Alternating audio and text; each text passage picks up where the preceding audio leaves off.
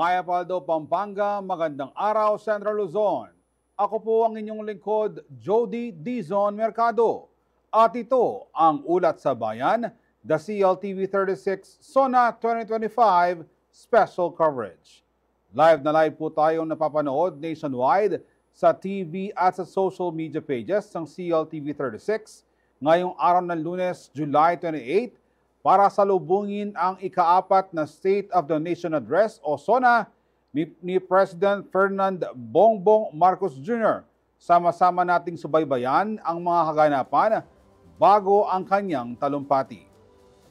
Alamin din natin ang pulso ng mamamayan mula sa sektor ng agrikultura, kabataan, mga manggagawa at lokal na pamahalaan. Ano nga ba ang inaasahan nila sa SONA ngayong taon? Lahat ng yan ating tatalakayin kasama ng ating mga kasamahan na maagang lumabas para magbigay ng mga update sa social media. Kabalen, magaganap po ang ika-4 na SONA ng Pangulo sa Batasang Pambansa sa Quezon City mamayang alas 4 ng hapon. Asahan raw ang mas payak at hindi magarbong SONA ngayong taon matapos maglabas ng kautusan ng House of Representatives na nanawagan sa mga miyembro nito na gawing tone down ang program, gayon din ang kanilang mga kasuotan bilang pakikisa umano sa mga apektado ng 3 magkakasunod na bagyo na tumama sa bansa kamakailan at ang malakas sa hatak ng mga ito sa hanging habagat na dala ng mga pag-uulan. Sa bisa ng memo, aalisin na ang fashion show o red carpet sa South Wing Lobby ng Batasang Pambansa na tradisyonal nang ginagawa bago pa man magsimula ang SONA. Gayon pa man, nananatili ang red carpet sa main lobby na pangunahing daan patungo sa plenary hall bilang bahagi ng formal na pagtanggap sa mga panauhin.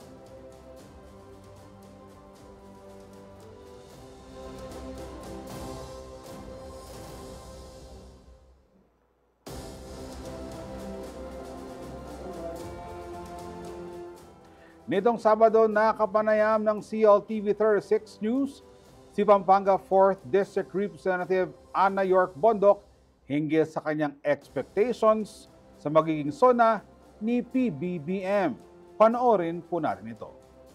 Expectations from SONA sa ating presidente, sana itignan yung sa atin, baka sa atin, and expectations sa So, SONA. totoo lang, I'm very hesitant about the SONA. This is not the time to parade outfits or ano po. Normally, I would be enthusiastic, but talaga ako personally very hesitant. Kaya lang, I think it's in the Constitution. Yes. Pero definitely, dapat po tayo mag-tone down. Pero I'm hoping that the SONA would be a message of hope naman. Kasi we also need to hold on to something eh. Kailangan po tayong kumapit sa gobyerno. The government is the only force that can help us during that time. So, baka sana naman po dumaan po si Presidente sa Pampanga before the SONA. That would be very powerful. Ano po? Yes. So, we are inviting him po to see us and help us just before the SONA or maybe immediately after kung pwede kong magbigay ng message of hope. And it's very difficult because we are fighting po a global phenomena called climate change. And Pampanga is seeking. Kaya lang, hindi naman madali lang sabihin na alisin na yung mga tao doon. Kasi meron po tayong billion peso aquaculture industry. That is number 1 in the Philippines. And that thrives po on water. Pero wag naman sobrang daming water. So, we need to find the balance po, no? To find the right amount of water para makapaghanap buhay po and also to carry on the activities of daily living.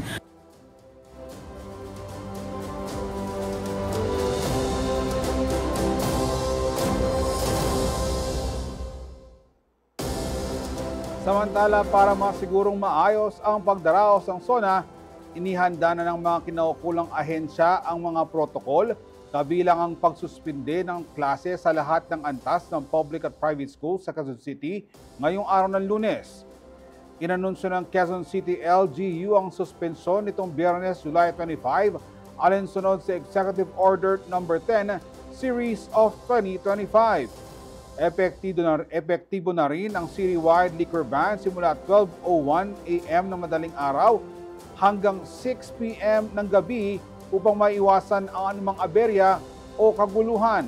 Habang dito sa Pampanga at iba pang lugar, hindi karaniwan ang pagpapatupad ng liquor ban at pagsuspindi ng klase dahil wala naman itong direktang epekto sa mga paaralan at daloy ng trapiko. Kaya naman ang ilan sa ating mga kapulisan ang i-deploy na rin sa Metro Manila, partikular sa vicinity na House of Representatives.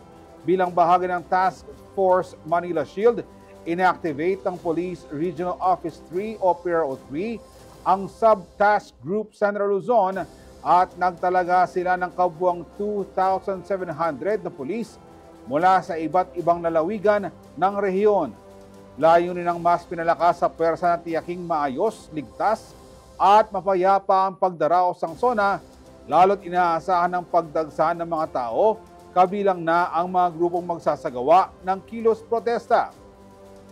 Ayon sa PRO3, nakatutok ang kanilang deployment sa pagpapanatili ng kaayusan at seguridad habang iginagalang ang karapatan ng publiko na magpahayag. Tiniyak din ng pamunuan na ang mga pulis ay sinanay upang kumilos ng mahinahon, may disiplina at paggalang sa karapatang pantao. Umapela naman ang PRO3 sa publiko na makiisa, sumunod sa mga alituntunin at manatiling mapagmatsyag. Mahalaga raw na mapanatiling kaayusan hindi lamang sa mismong araw ng SONA, kundi bago at pagkatapos ng kaganapan bilang bahagi ng pangangalaga sa demokrasya at katahimikan ng bansa.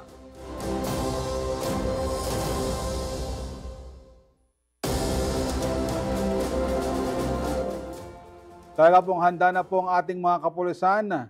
At kung maalala nga po kahapon ay naging abala ang ating Chief PNP sa isang charity boxing match at ngayon naman nakatutok naman ng ating buong hanin ng kapulisan upang mapanatiling mapayapa at walang maging kaguluhan sa isasagawang State of the Nation Address si Pangulong Bongbong Marcos ngayong araw na ito. Samantala sa pagpapatuloy ng ating special coverage, makakausap natin mamaya sina Paulo G. Santos at Lizan Morten para magbalik tanaw at busisiin ang ilan sa mahalagang punto o pangako ni PBBM sa kanyang ikatlong SONA noong 2024. Pero bago yan, trivia muna tayo mga kabalen, mga kababayan. Alam niyo ba na ang pinakaunang Pangulo na naghatid ng SONA ay si President Manuel L. Quezon. Isinagawa ito noong November 25, 1935 sa Legislative Building sa Maynila. Umabot sa 40,684 words ang kanyang talumpati. Binigyang diin niya sa kanyang mensahe ang pagtatag ng isang National Defense Policy. Ang huling SONA na ibinigay ni Quezon ay noong 1941. Wala siya naging SONA mula 1942 hanggang 1944 dahil sa pananakop ng mga Hapon. Mga kababayan, katulad po ng nabanggit sa trivia, no? Talagang 40,000, more than 40,000 words ang naging talumpati o SONA noon sa unang SONA ni Pangulong Manuel Quezon. Pero tayo po kapag tayo ay nagsusulit sa paaralan, 3,000 words lang. Hirap na po tayo. Paano pa ho kaya ang ating mga Pangulo na taon-taon ay nagbibigay ng kanilang ulat sa bayan? Samantala, bago natin makausap ang mga kasamahan nating nasa field, silipin muna natin ang mga kaganapan ngayon sa Batasang Pambansa. Kaninang umaga ang alam po natin ay nakadeploy na yung kapulisan na mula Central Luzon sa paligid po at malapit sa Batasang Pambansa upang mapanatili pong mapayapa at maayos ang sitwasyon sa paligid ng Batasang Pambansa. At alam po natin na mismong si PRO3 Director General Peñones ang umikot At syempre nagpalakas sa moral ng mga kapulisan sa Region 3 na idineploy sa Kamaynilaan. Nabahagi po sila ng Manila Shield, no? Na tinalaga pong gawing maayos at tahimik ang SONA ngayong taon. At syempre kasama rin sa mga nag-inspeksyon ngayong araw sa hanay ng mga otoridad si Chief PNP Nestor Torre. At syempre nagbigay siya ng paalala sa kanyang mga tauhan na syempre tignan at bantayang mabuti. At yung mga kung meron pong nagpoprotesta ay syempre karapatan nila iyon. At gagawin nilang yung maximum tolerance kung sakaling magpang-abot ang mga rallyista at ang kapulisan. Samantala, inaasang aabot sa 2,000 ang bilang ng mga panuhin ngayong taon kapareho ng attendance noong huling SONA noong nakaraang taon. Pero kalaunan ay nagpasya ang mga organizers na limitahan o bawasan ang mga bisita bilang bahagi ng austerity measures ng Kamara. Magkakaroon din umano ng pagtitipid sa iba pang aspeto ng SONA tulad ng dekorasyon. Hindi raw bibili ng mga bagong palamuti at simple lang din ang hihahaing merienda sa mga bisita. Samantala bilang bahagi ng protocol para sa mga dating Pangulo, pinadalhan pa rin umano ng imbitasyon si dating Pangulong Rodrigo Roa Duterte na kasalukuyang nakadetain sa The Hague, Netherlands dahil sa mga kasong crimes against humanity.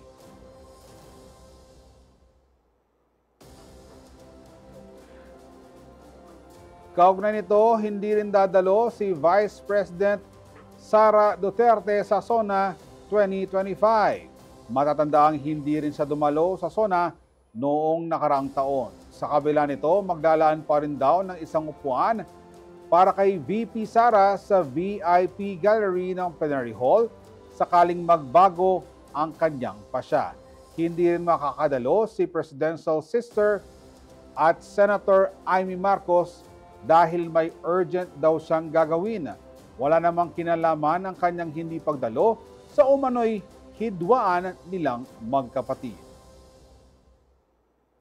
Samantala, isang karangalan daw para kay internationally renowned Filipino singer Sofronio Vasquez III ang pagkakapili sa kanya para awitin ang lupang hinirang sa SONA ng Pangulo maya-maya. Si Sofronio ang kauna-unahang Pinoy na nanalo sa The Voice USA Season 26 noong December 11, 2024. Samantala, nasa 160 medical personnel naman ang nakatalaga ngayong araw ng SONA at may 17 ambulansya ring nakastandby sa loob ng House of Representatives premises. Bukod pa rito, mayroon din umanong kumulang 115 hospital rooms sa iba't ibang pagamutan sa Metro Manila kung kinakailangan at in case of emergency. Habang itinaas na rin ng Philippine National Police o PNP sa full alert status ang kanilang hanay bilang paghahanda sa SONA. Ayon kay PNP Chief Police General Nicolas Torre III, aabot sa kabuuang 23,000 police personnel ang itatalaga sa mga choke points, protest areas at critical zones. Kasama rito ang force multipliers mula sa AFP, Bureau of Jail Management and Penology, Bureau of Fire Protection at MMDA. Sinimula na rin ng PNP ang full deployment kaninang umaga para sa ligtas at maayos sa daloy ng aktibidad sa paligid ng Batasan Pambansa at iba pang bahagi ng Metro Manila. Tapos sa kabuuan, may nakadeploy tayo ng mga 23,000 na ng mga tao, 16,000 mula sa NCRPO at another 6,000 sa iba-ibang ahensya ng gobyerno. Tapos nakapag-deploy na tayo ngayong araw na to. Meron din tayong mga CDM at tayo ay in-augment ng Region 3 at Region 4A at nandiyan na sila ngayon sa ating mga choke points Meron na rin kami full alert status na ipinatupad sa ating Philippine National Police at may no-fly zone at no-drone zone na rin sa paligid ng Batasan. At nanawagan tayo sa lahat ng mga involved na sana ay makapagtulungan tayo na magpanatili ng kaayusan at sumunod po tayo sa mga itinakdang patakaran at igalang ang mga itinakdang ruta at makinig sa abiso ng otoridad sa lugar. There were many coordination meetings done prior to this and agreements were made. So, stick naman tayo doon sa kung ano man ang napagkasunduan at para mas siguro natin talaga maayos ang activity na ito.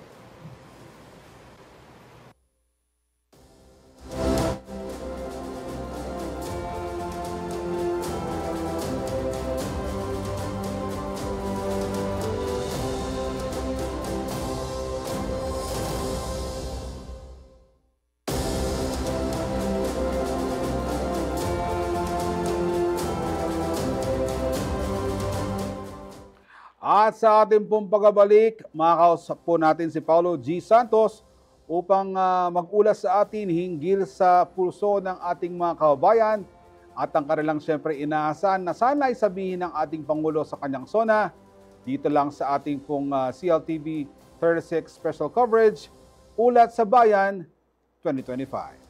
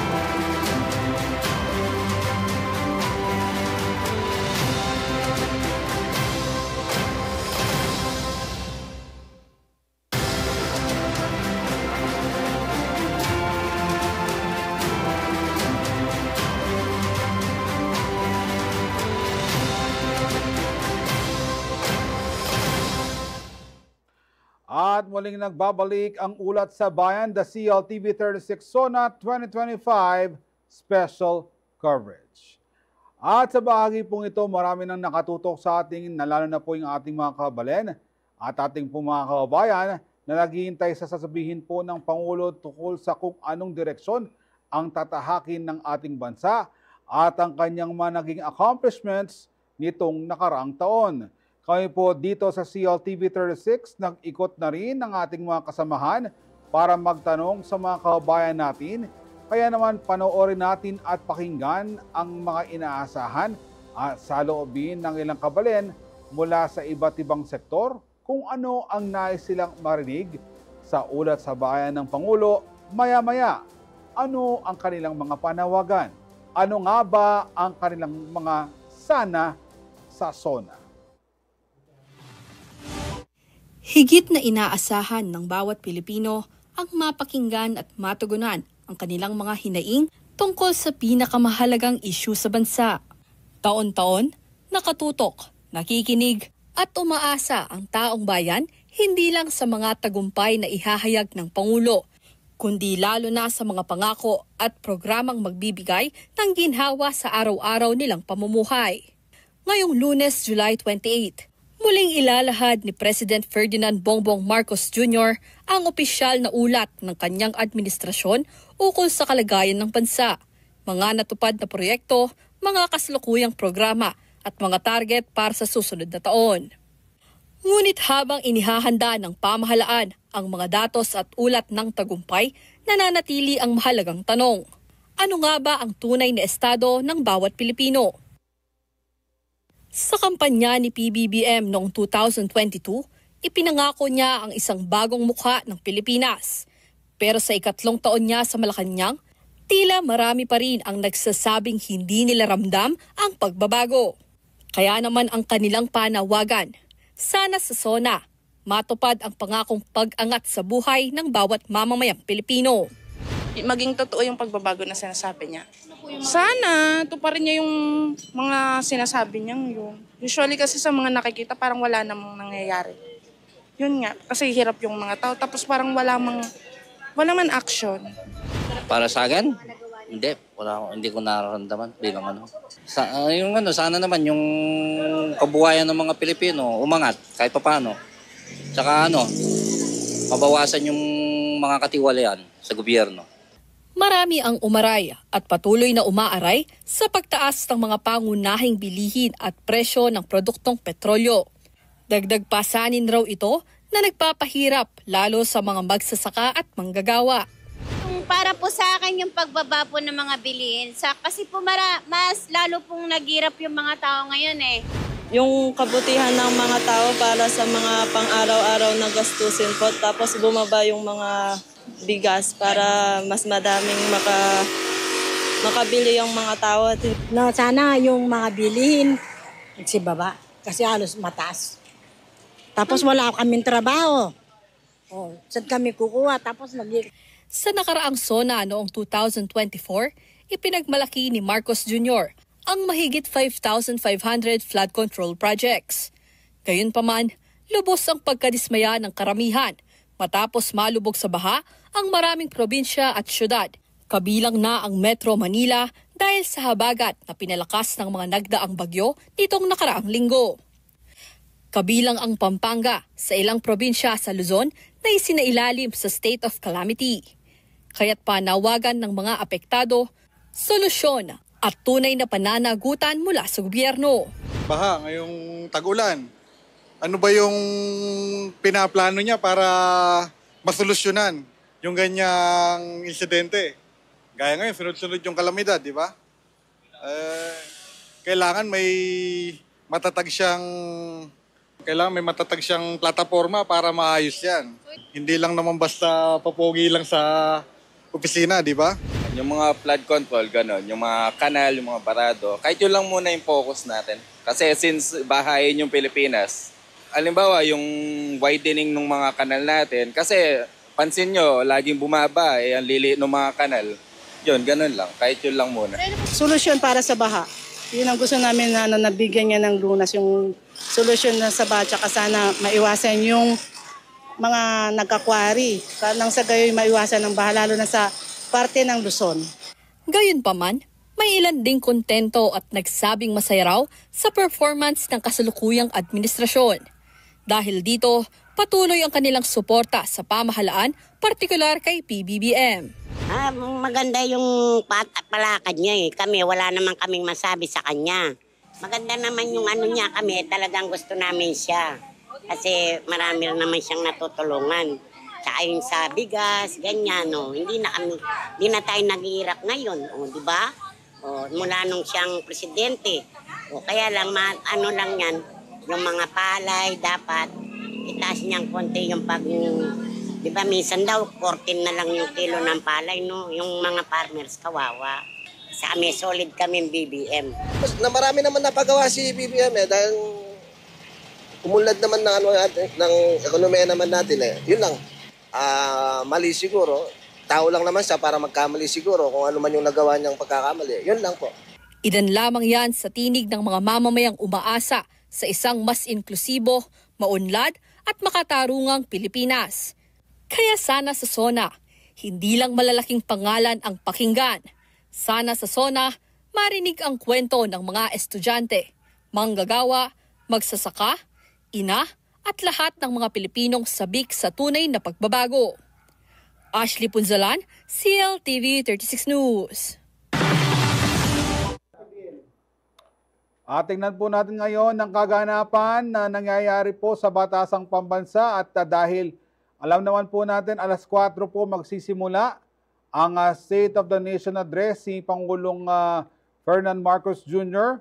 Makikita po ninyo sa inyong TV screens ngayon, nakababa na po sa presidential chopper si President Ferdinand Marcos Jr. at papasok na po siya sa Batasang Pambansa. Sinalubong po siya ng ating kasundaluhan at inaasahan po natin na ilang minuto mula ngayon ay magsisimula na po ang SONA ng ating Pangulo. Magkakaroon pa ho ng kaunting seremonya pagpasok po ni Pangulong Bongbong Marcos dito sa House of Representatives. Sinasalubong po siya ngayon ng mga opisyal, ng mga kongresista, iba't ibang mga mababatas ngayon. At makikita nga po natin ngayon sa inyong TV screens, tila simple nga ang programa ngayon. Dati sobrang garbo at magaganda ang kasuotan ng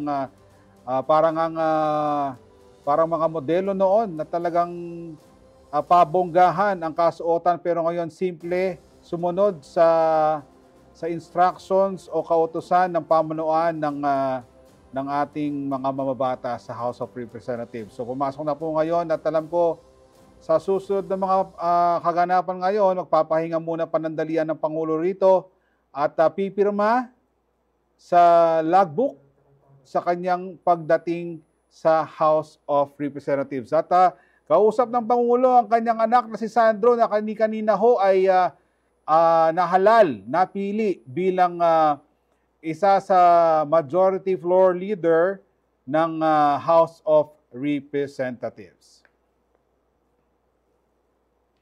Ayan ho, nakikita nyo naman ngayon ang sitwasyon sa loob po ng plenary ng Batasang Pambansa at karamihan po sa mga upuan ay filled up na at inaasahan na rin po ang pagdating ilang minuto from now na ni Pangulong Bongbong Marcos dito sa session hall, sa plenary hall ng Batasang Pambansa para sa kanyang State of the Nation Address ngayong taon. At sa bahaging ito ng ating programa, kakausap po natin via Zoom si Paulo G. Santos para magbigay ng update. Paulo G., ano ba ang pulso ng ating mga kababayan na nakuha mo kanina?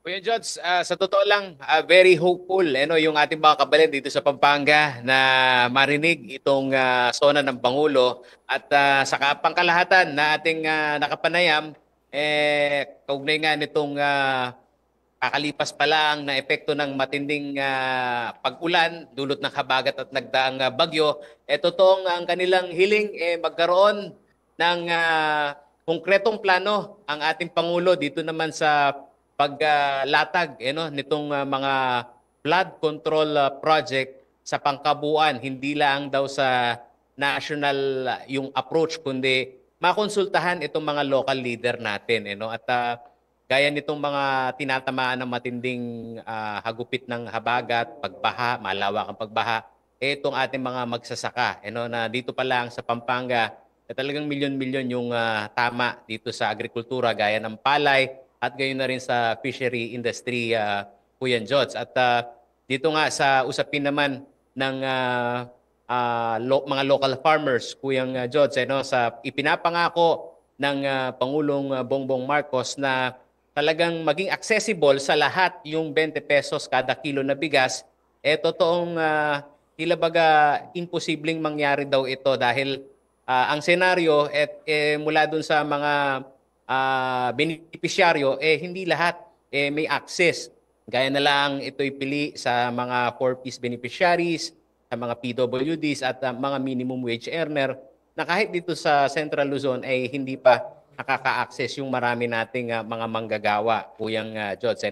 At sana nakalipas din nating pagbabantay dito sa agrikultura, dito sa rice granary ng ating rehiyon. Isa sa pinaka-problemado ngayon yung mga local farmers dahil kasunod nga nitong pagbagsak ng mga imported rice, Kuyang Jods, itong problema naman sa pagbangketa o pambabarat dyan sa presyo ng palay na umaabot nga sa 5 pesos kada kilo. At yung pinakamasaklap dito, talagang minsan kahit yung basang palay, tumatanggi na itong mga traders na bilhin ito. So yung ilan natin mga magsasaka dito, Kuya Jods, talagang umaaray at umaasa na dito sa usapin na magkakaroon sila ng pag-asa sa SONA ng Pangulo na mababanggit yung kanilang sektor, talagang nangangamba sila na baka bukas makalawa, Kuya Jods, yung mga kanilang sinasakang palay, hindi na nila tamnan ito ng palay dahil talagang luging-lugi na dahil dyan sa mga binabanggit, Kuya Jods, na dami ng supply natin ng imported rice. At dito nga sa datos na ating nakuha, nitong nakalipas lang na taon na 2023, nakapagtala ng halos sa 200 million metric tons ng palay production. Katumbas ito ng 13 million metric tons ng bigas. Pero sa kabila nito, umaangkat pa rin ng 3.8 million metric tons ng bigas noong 2023. Pangalawa sa pinakamataas na sa kasaysayan at ngayong 2024, tinatayang aabot ito sa 4.1 million metric tons, Kuyang Jones. Sa apilan nitong mga magsasaka sa SONA ng Pangulo, sana raw kung sakaling bumababa ang presyo ng palay, bumaba din yung kanilang mga ginagamit sa produksyon, gaya nitong usapin ng pataba, fertilizer, at yung usapin din ng patubig. Kuya Jody. Alright. Kuyang, pangkalahatan na lang itong tanong ko, bumisita ka sa Nueva Ecija, binisita mo yung mga ibang mga magsasaka dito sa ating lugar, nakita mo nabasa yung palay, at mayroong panawagan ngayon na sana tulungan pa magkaroon ng iba pang polisiya para sa agrikultura. Ano ba yung linyada? Parang bigyan ng teknolohiya, ng storage itong mga magsasaka o bilhin ng mas mataas sa presyo yung kanilang palay? Ano yung nais silang iparating na parang pinaka-konkreto sa ating Pangulo upang sila naman ay hindi mapag-iwanan at baka sa bandang huli, tayo dito sa buong Pilipinas ay magutom dahil kulang ang bigas natin sa bansa? Kuya Jody, sa pagtindig ng provincial government ng Nueva Ecija, si Governor Oy Umali mismo ang nananawagan kay Pangulong Bongbong Marcos at dito sa pagbubukas ng 20th Congress na i-revisit talaga yung rice tariffication law dahil ang epekto nito talagang sa mga local farmer. Although doon sa usapin ng modernisasyon, totoong nakakatanggap sila ng ayuda, pero sa pang long term, Kuya Jody, itong issue na kinahaharap ng mga local farmer, talagang hindi daw ito magbibigay ng inspirasyon para sila lumabas at magtanim. At sa kabilang banda, pwede namang tumindig yung local government sa usapin nitong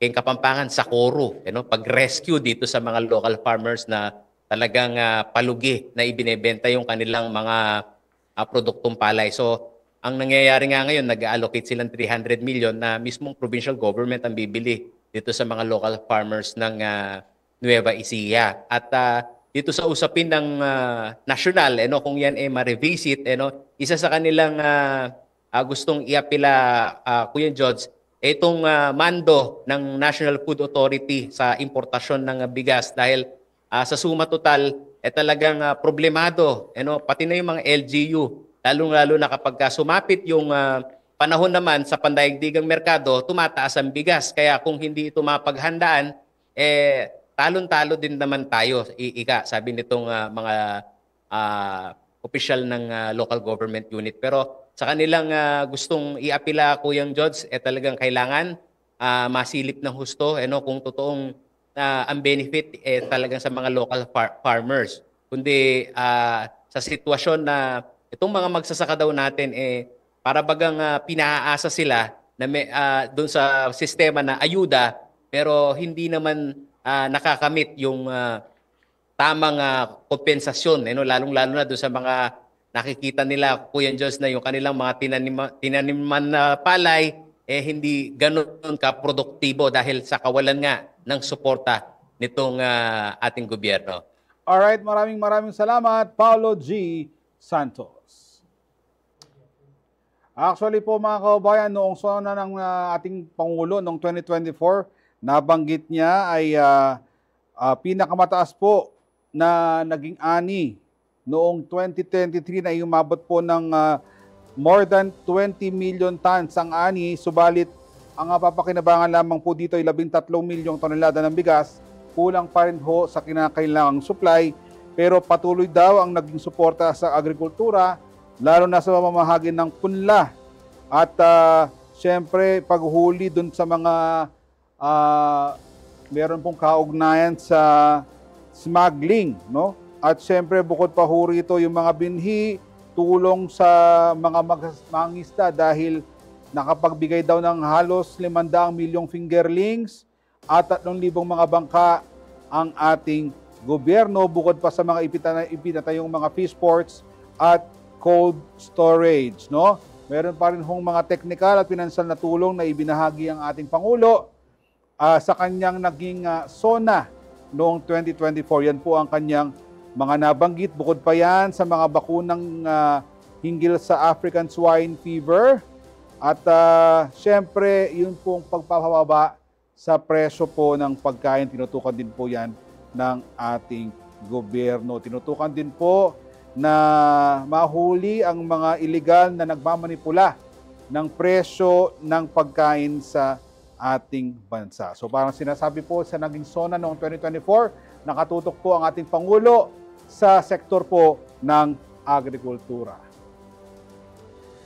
At ngayon po, tingnan po muna natin ang sitwasyon sa batasang pambansa. Ayan, siyempre, ayan, kasama yun po ang ating mga ilan sa ating mga cabinet secretary, si Department of Justice Secretary Boying Remulla. Nakita niyo po sa iyong TV screens. Yan po ang sitwasyon sa plenaryo ng ating batasang pambansa. So siyempre ang ating pong mga taga Pampanga congressmen na dapat pong nariyan ay unang-una sa 1st District po ng Pampanga. Ang expected po na mag-attend po dyan siyempre si 1st District Representative Pogi Lazatin.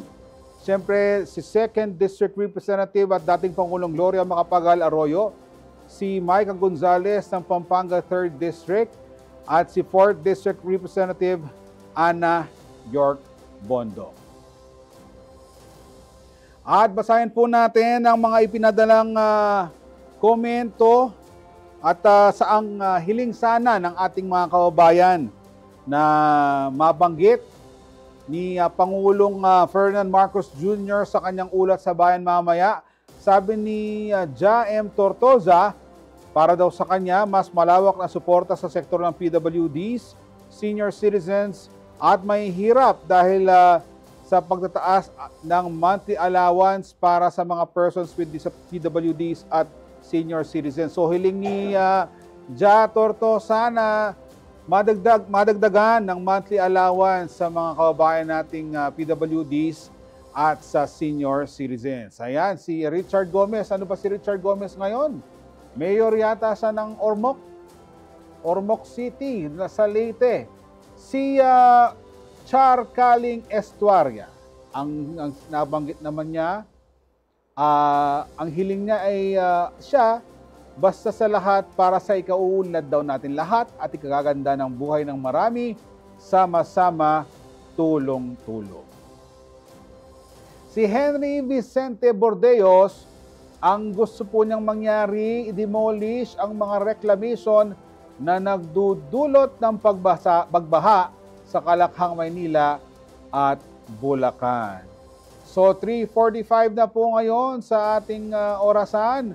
Sa loob po ng 15 minutes, inaasahan pong papasok na si Pangulong Bongbong Marcos sa plenaryo ng Batasang Pambansa upang ihihatid ang kanyang ika-4 na SONA ngayong 2025. Sa inyong TV screens, nariyan po ang pamunuan ng Senate leaders. Kanina pong umaga ay napiling Senate President si Senator Chis Escudero, si Senator Jinggoy Estrada ay Senate Leader Pro Tempore. Basahin po natin ang komento ng ating mga kabayan, si Martes Mariano. Ang nais po niyang mangyari sana, itaas ang presyo ng palay, kawawa naman kaming magsasaka. Sana nga matutukan ang hanay po ng mga magsasaka. Samantala,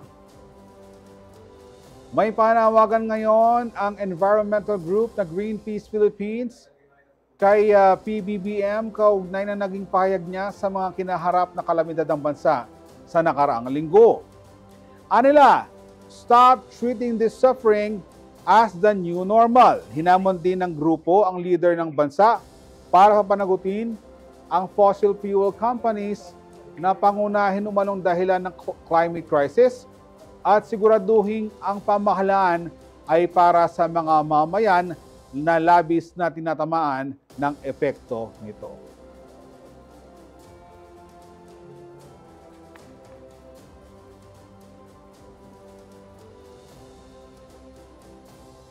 Halos puno na po ang plenaryo ng Batasang Pambansa para sa ulat sa bayan ni Pangulong Bongbong Aquino. Noong bandang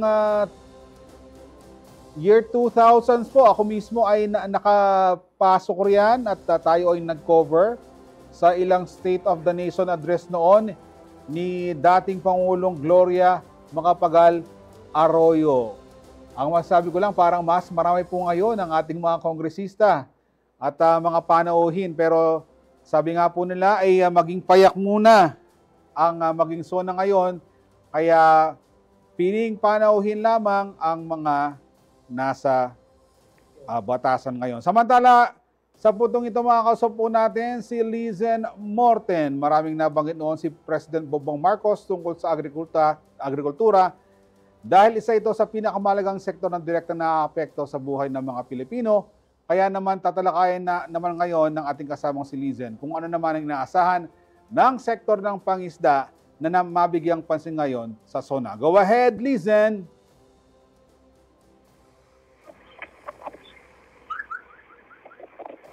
Lizen, go ahead, Lizen! At yun nga, no, Jody, at kung seafood at tubig ang ating pag-uusapan, ay tiyak hindi tayo bibitinin ng mga tao mula sa Sarsuan. At kanina nga lang, no, tungo tayo sa coastal municipality na ngayon upang kamustahin kung meron kasi ng pahiwatig o gustong marinig sa nalalapit na ika-4 na SONA ni Pangulong Ferdinand Marcos Jr. At yun nga, Jody, pangunahing problema nila rito sa ngayon ay ang kanilang humigit kumulang na 1,000 hektaryang katubigan o yung mga ilog na kanilang fishing grounds ay silted na raw o mababaw na.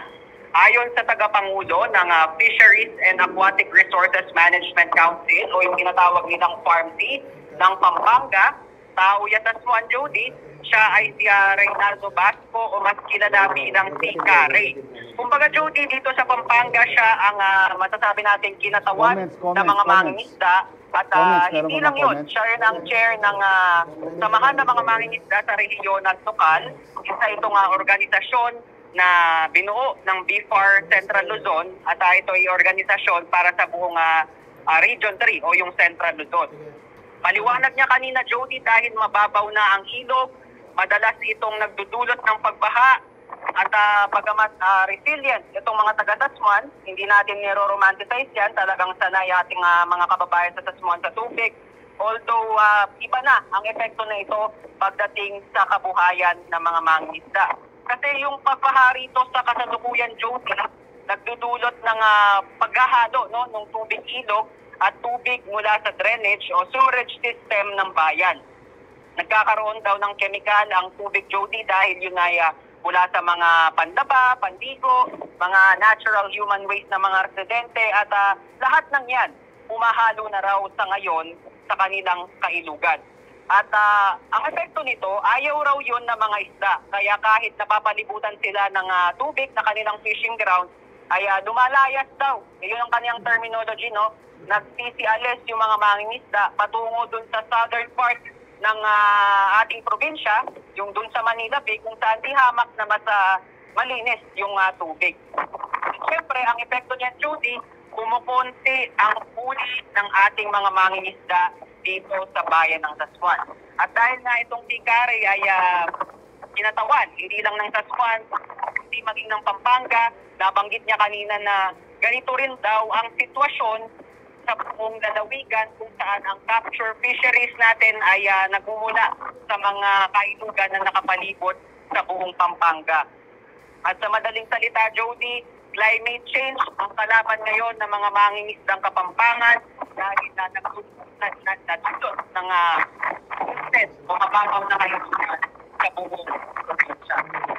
At dahil dyan, Jody, pakinggan natin ang panayam mula kay Reynaldo Basco, ang farm teacher ng lalawigan ng Pampanga. Problema is mababaw na po ang aming mga kailugan. Silted na po talaga at nakakahuli man po is hindi na po siya ganun efficient para doon sa pamilya ng mga mangingisda. So hiling po namin is sana matuloy yung programa ng desilting ng ating mga kailugan para lumawak po ang area ng fishing ground ng mga mangingisda. At in the same time, pag lumalim po ang ilog dito sa amin, mga isda na nandun sa Manila Bay sa dagat is makakapasok na po dito at magkakaroon ng oportunidad yung ibang mangingisda na makahuli ng marami. Yung marami na akong naririnig na mga problema ng mga mangingisda. Pero ang pinaka-primary nila na makakatulong sa mga mangingisda is yung political promise ng nakaraang administrasyon na hindi natupad. Ito po ay yung maging departamento ang Bureau of Fisheries para lumawak po ang matulungan ng mga bureau kasi kakaunti po yung budget para tustusan yung pangangailangan ng bawat mangingisda. So kung maging departamento po ito, alam naman po nating lahat na ang Pilipinas is archipelago. Marami siyang katubigan. So kailangan po talaga ang hinahing nung talagang mangingisda is maging department ang BFAR para magkaroon siya ng pondo, sapat na pondo para sa pagtulong at maiangat ang kabuhayan ng mga mangingisda.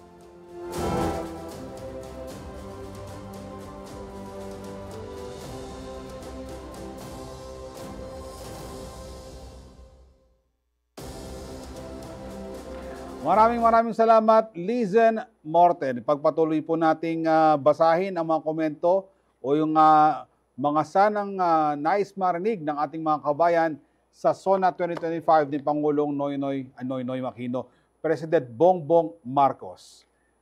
Nasaan ang mga komento? Pakita nga natin. Ang sabi ni Evol Maon, from Florida Blanca, kalsada na dapat paguhin, laparan ng daan, hindi yung sakto lang ang tricycle. Dito sa amin, putol-putol ang kalsada namin, lubak-lubak. Si Delmar Guevara de la Cruz, sa Telaksan Macabebe, maayos po ang malasungkang daan. So, syempre, ito ngayon yung naranasan nating mga kababayan, no? Dahil sa epekto ng nagdaang mga pag-ulan na dala ng mga bagyo at ng hanging habagat. Si Sheena Mandap Santos from Minalin, Pampanga, nagmistulang dagat na ang buong munisipalidad. Malacanang, baka naman, masyado na kaming masunurin sa'yo. Ayan na, ipon na nga talaga ang tubig, kusa nang nagpaipon.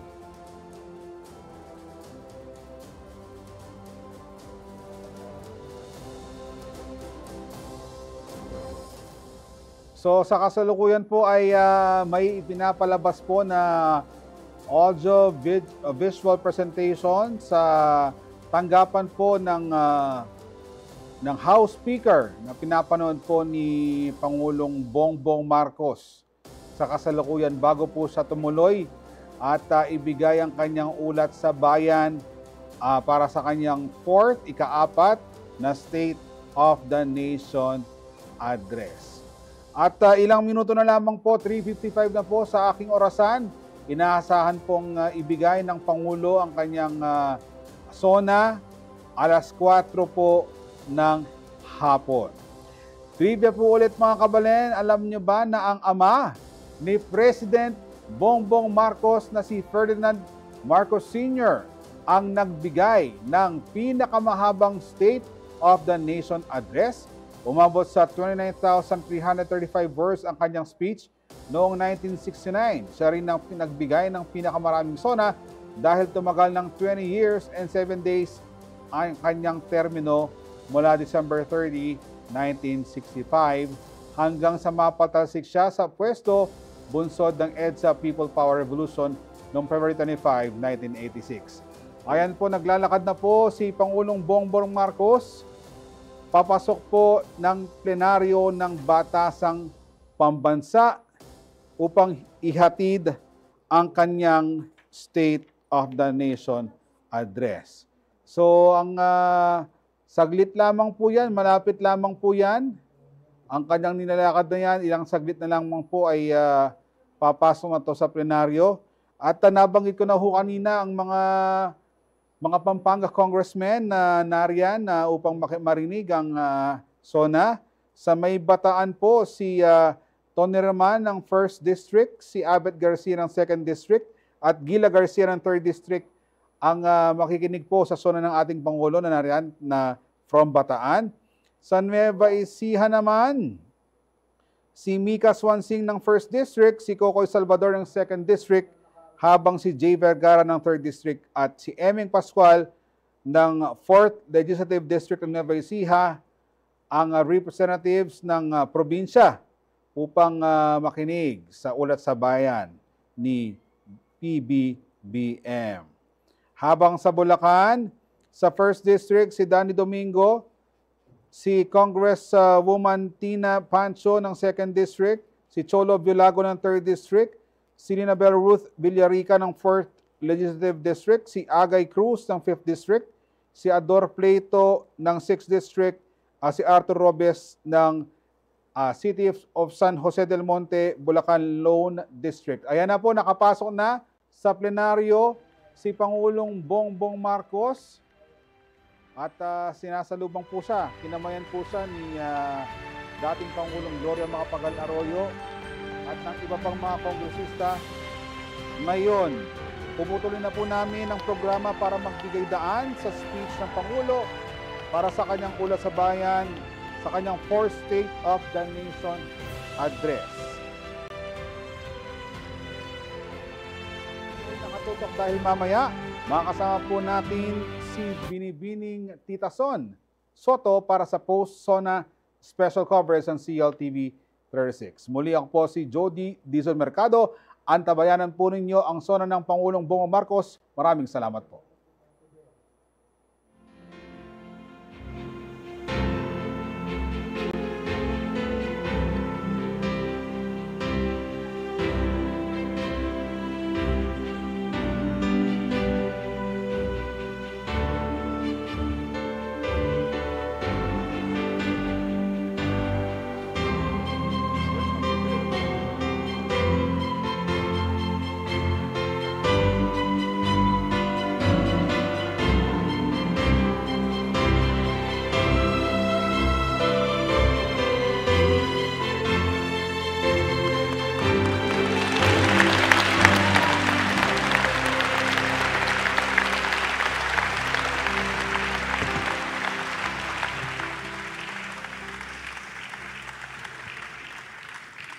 On the part of the Senate, the joint session is called to order.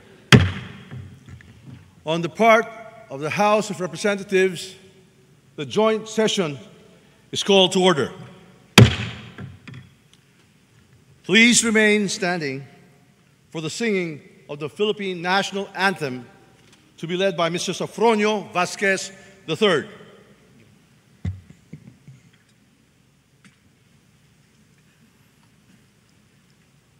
Bayang magiliw, pelas ng silanganan, alab ng puso, sa dibdib mo'y buhay. Lupang hinirang, duyan ka ng magiting, sa manlulupig. Di ka pasisiil sa dagat at bundok, sa simoy at sa langit mong bughaw. May dilag ang tula at awit sa paglayang minamahal. Ang kislap ng watawat mo'y tagumpay na nagniningning. Ang bituin at araw niya kailan pambay di magdidilim. Lupa ng araw ng luwal, hatid pagsinta, buhay ay langit sa piling mo. Aming ligaya na pag may mga api ang mamatay ng dahil sa'yo.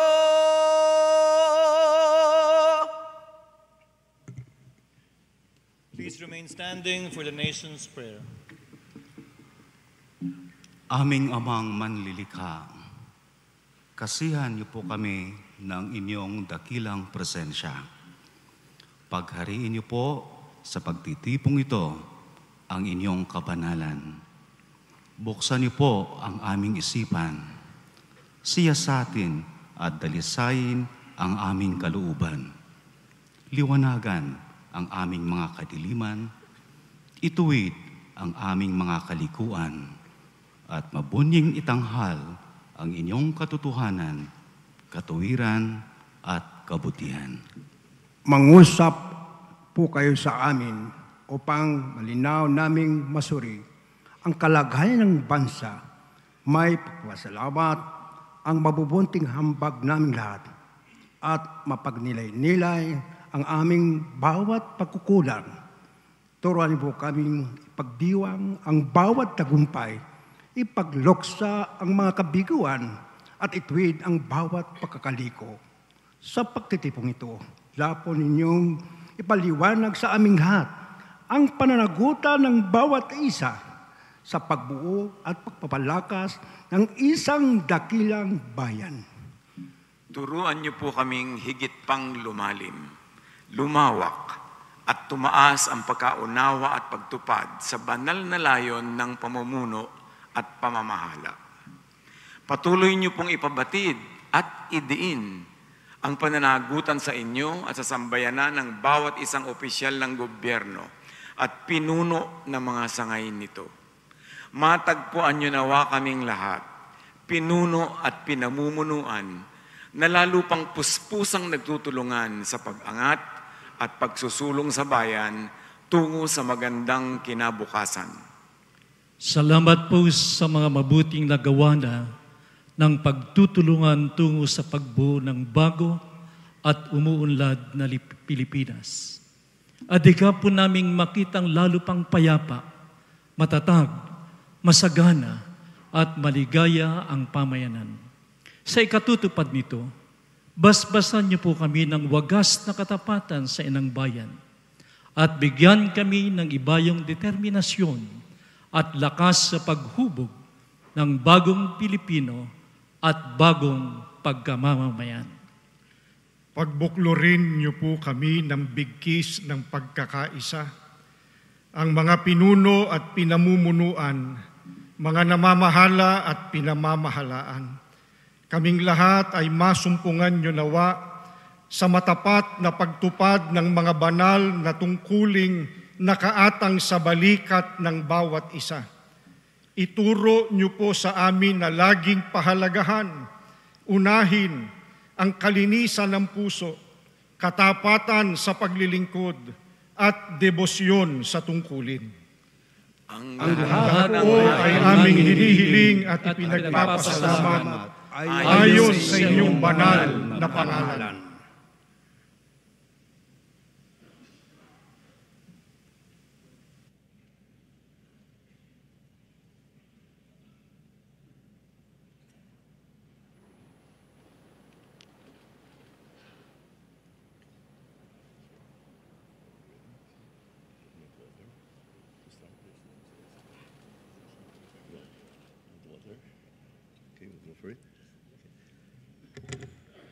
Ladies and gentlemen, honorable members of the Congress of the Philippines, His Excellency Ferdinand R. Marcos Jr., President of the Republic of the Philippines.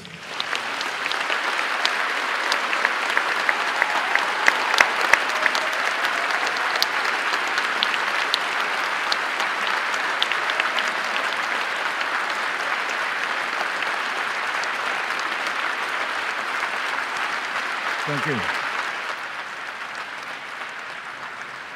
Thank you very much. Allow me to greet the former President, President Gloria Macapagal Arroyo, Senate President Chis Escudero, and the honorable members of the Senate, House Speaker Ferdinand Martin Romualdez, and the honorable members of the House of Representatives, Chief Justice Alexander Gesmundo, and the honorable justices of the Supreme Court, His Excellency, the Most Reverend Charles John Brown, and the esteemed members of the Diplomatic Corps, Executive Secretary Lucas Bersamin, and the members of the Cabinet, First Lady Luisa Araneta Marcos, and the members of the Marcos family, other distinguished guests, ladies and gentlemen. First of all, allow me to congratulate the newly elected and re-elected 12 senators and 314 district and party list representatives of Congress. Mga kababayan, magandang hapon po sa inyong lahat. Makasaysayan ang katatapos na halalan nitong Mayo.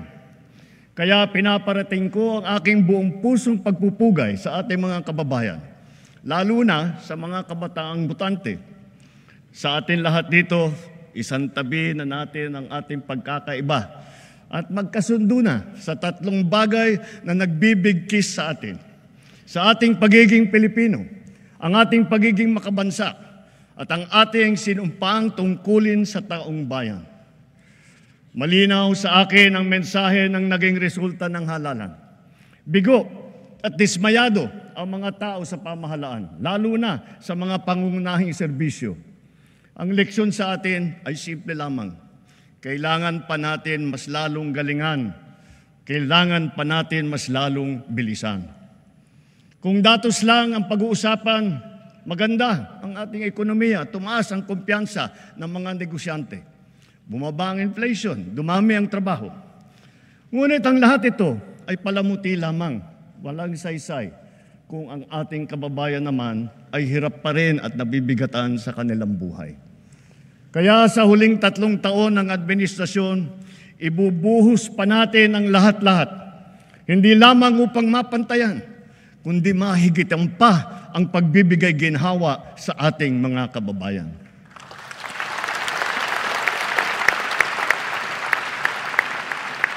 Hindi na ako magpapaligoy-ligoy pa.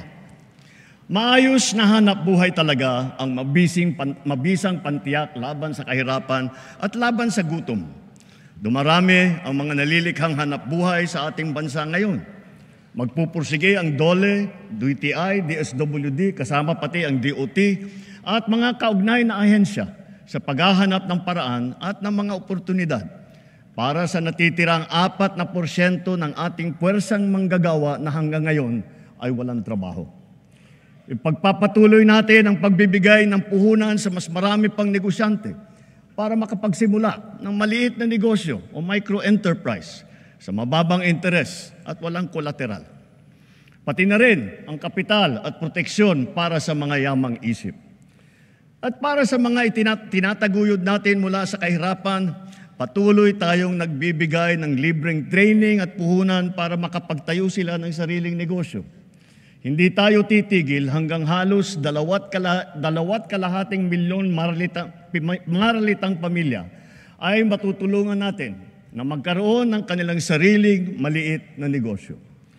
Palalaguin natin ang mga industriya, mga pabrika ng sasakyan, hulmahan, electronics, biotechnology, pharmaceuticals, critical minerals, telang Pinoy, halal, construction, mga planta ng kuryente. Ngunit, nananawagan pa rin ako sa ating mga negosyante. Mamumuhunan kayo sa ating agrikultura. My single resounding message to the international business community is this: the Philippines is ready. Invest in the Filipino. Our cavalcade of dependable and hardworking Filipinos, innately skilled, adaptable, and possessed with a heart for service are here, ready to work and to succeed with you. Sa mga nagtatanong kung nasa na ang 20 pesos na bigas, ito ang aking tugon. Napatunayan na natin na kaya na natin ang 20 pesos sa bawat kilo ng bigas nang hindi malulugi ang ating mga magsasaka.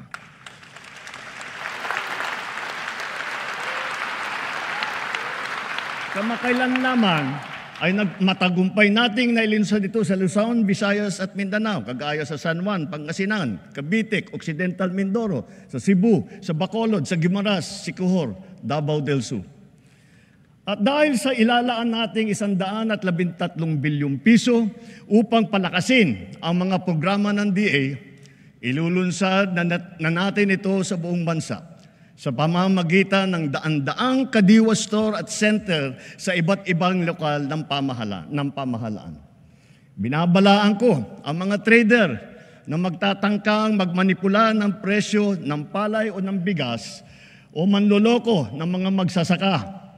Hahabulin namin kayo dahil ang trato namin sa inyong ginagawa ay tinuturing naming economic sabotage.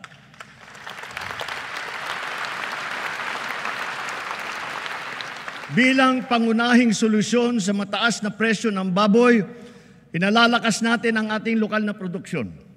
Namimigay tayo ng mga biik at inahin. Nagpapatayo din tayo ng mga biosecured facilities upang lubos na pababain ang presyo ng karne. Nagsimula ng magbakuna labang sa ASF at palalawigin pa natin ito ng pagbabakuna sa lahat. Pinataas natin ang produksyon ng palay, mais, pinya, saging, mangga, kape, kakao, kalamansi, tubo, sibuyas, bawang at iba pang mga agricultural products. Mula nagsimula itong administrasyon, mahigit 8.5 milyong magsasaka at mangingisda ang nakatanggap ng tulong. Lalo pa natin paiigtingin ang mga programa ng pamahalaan para mas marami pa ang matutulungan. Libo-libong kilometro ng farm-to-market road na ang ginawa na at libo-libong kilometro pa ang pinapasinayaan. Libo-libong ektarya ng lupa ay nalagyan na ng patubig sa buong bansa at libo-libong ektarya pa ang patutubigan. Libo-libo ring makinarya at pasilidad ang ating binuksan at pinamigay para sa mga magsasaka at mangingisda. Marami po tayong ipapatayo na rice processing system. Itong mga pasilidad at mga bangkang yari sa fiberglass na ipamimigay naman sa mga mangingisda. Lahat ng ito ay sumusuporta sa kanila mula paghahanda, sa pagpunla, pag-ani, pagbiyahe hanggang sa pagbenta. Milyong-milyong Pilipino ang umaasa sa puno ng niyog bilang pangunahing kabuhayan. Mula ngayong taon, hindi bababa sa 15 milyong hybrid at mataas na klaseng mga binhi ng niyog ang ating itatanim sa iba't ibang panig ng Pilipinas. At itutuloy natin ito hanggang 100 milyong puno na ng niyog ang ating maitatanim sa buong Pilipinas.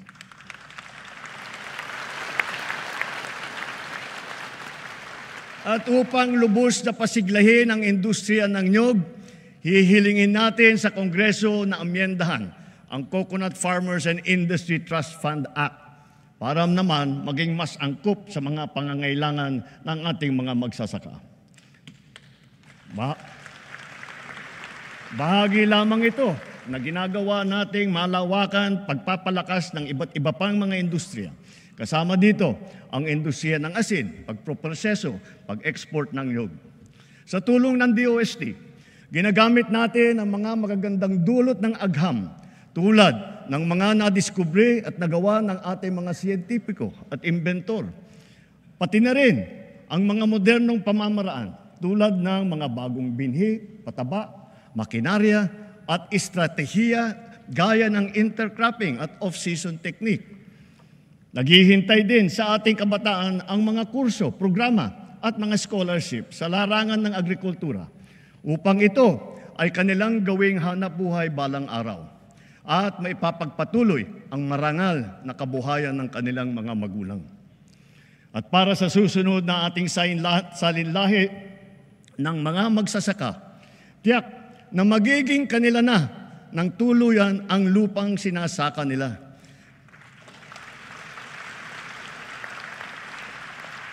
Kasalukuyang pinabibilis ng DAR ang pamamahagi ng mga CLOA at ng mga e-title, pati na yung mga COCROM bilang patunay na wala ng utang ang mga benepisyaryo ng agrarian reform.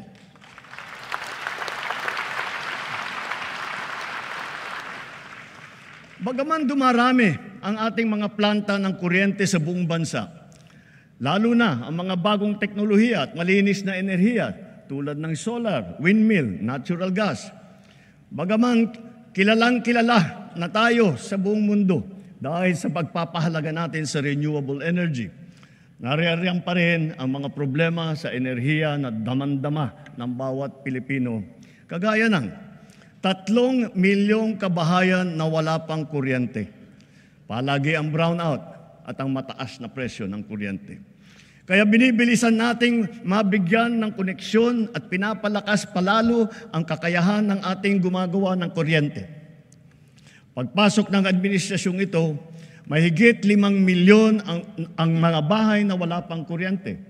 Sa loob ng 3 taon, 2.5 milyong kabahayan ang ating nakabitan na may kuryente na sila. Sa susunod na 3 taon, halos 200 planta ang ating tatapusin. Ito ay may kakayahan magpailaw sa 4 milyong kabahayan o sa mahigit na 2,000 pabrika o sa halos 7,000 tanggapan at negosyo.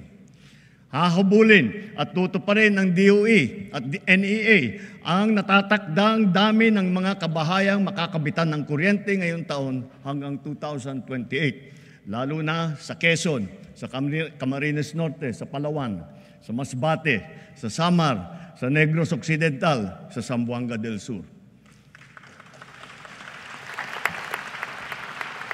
At sa pagtatapos ng 2028, tagdag na mahigit 1 milyong kabahayan pa ang magkakaroon na rin ng kuryente sa pamamagitan ng solar power home system. Para lalo pang makatipid ang ating mga kababayan at maipagbili ang anumang sobrang kuryente nila, isusulong na ng Department of Energy ang net metering program at pabibilisin din ng ERC ang proseso ng pag-aproba nito. Habang inaayos natin ang komplikado nating sistema ng enerhiya sa bansa upang maipababa ang presyo, pinapalawig pa natin ang lifeline rate. Bukod sa mga miyembro ng 4P, kasama na rin ngayon ang mga pamilyang nasa listahanan na maliit lamang ang kinikita at ang konsumo naman ay hindi lumalampas sa lifeline rate. Hindi ko palalampasin ang nangyari kamakailan sa Siquijor.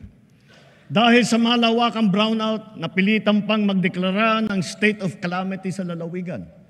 Naperwisyo nito ang mga taga roon, ang kanilang turismo, kanilang negosyo, ospital, sari-saring serbisyo. Sa ginawa nating investigasyon, ano yung ating natuklasan? Mga expired na permit, mga sirang generator na halatang napabayaan, kaya sunod-sunod na bumibigay, mabagal na aksyon at kawalan ng maayos na sistema ng pagbili ng krudo at ng mga pyesa. Ipinag-utos ko sa DOE, NEA at ERC na pabalikin sa normal ang serbisyo ng kuryente sa Siquijor bago matapos ang taon. Titiyakin namin na maitatag agad ang mga pasilidad para sa pangmatagalang lunas sa kanilang problema sa kuryente. Hindi na dapat ito maulit muli. Iimbestigahan ang naging kapabayaan nito at ang iba pang mga katulad na kaso sa buong bansa. Dapat nilang ayusin ang pamamahala ng mga kumpanya ng kuryente at ipag-utos ang pag-refund kung kinakailangan. Tulad ng pagkain, nakasalalay ang buhay natin sa tubig. Marami tayong mga malalaking proyekto na nakalakat-latag para sa butihing supply at malinis na tubig sa buong bansa. Meron din tayo mga makabagong sistema upang salayin ang tubig at gawin itong malinis para mainom, lalo na para doon sa mga taga-isla. Ganun pa man, marami kaming natatanggap na reklamo na hindi man lang daw umaabot ang tubig sa kanilang mga gripo. Sa lawak ng reklamo, lampas 6 na milyong consumer sa buong bansa ang kasalukuyang naapektuhan. Nakita ko na ang report. Kaya't ginagawa ng LUA ngayon ang mga mabisang hakbang laban sa palpak na serbisyo ng mga water district at kanilang mga joint venture partners.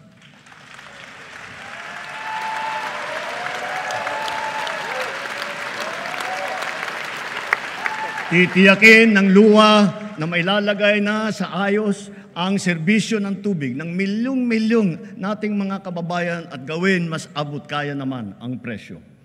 Higit sa lahat, titiyakin natin mapapanagot ang mga nagpabaya at nagkulang sa mahalagang serbisyong publiko na ito.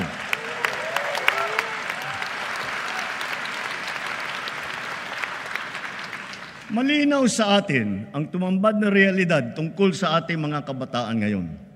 Ang kakulangan sa kaalaman at sa kakayahan, lalo na sa matematika, sa agham, sa pagbabasa at sa wastong pag-unawa.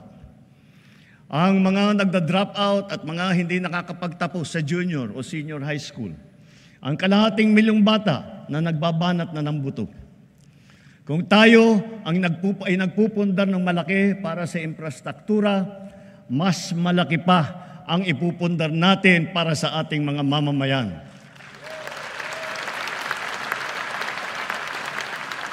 Ito ang pangunahing polisiya natin hanggang matapos ang administrasyon. Puspusan nating inaayos at pinapaganda ang ating sistema ng edukasyon. Sa lahat ng mga pinahahalagahan ng administrasyon, ito pa rin ang nasa rurok. Ngayong taon, sinimulan na natin ang Academic Recovery and Accessible Learning o ARAL program. At pinalalakas din natin ang Early Childhood Care and Development na hango. Ito ay hango sa dalawang mahahalagang batas na ipinasa ninyo dito sa Kongreso. Maraming mag-aaral ang nakakaranas ng bullying o kaya ay nagde-depress. Binabantayan din natin ang mental health ng ating kabataan.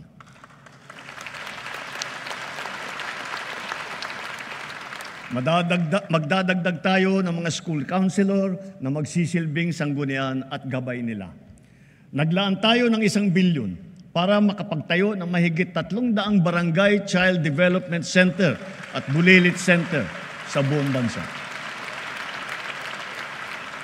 At ang pinaka-priority ay yung mga nangangailangan na puok na malalayo. At pauna lamang yan, unti-unti nating tutugunan ang matinding kakulangan sa daycare center na nabinbin mula pa noong 1990.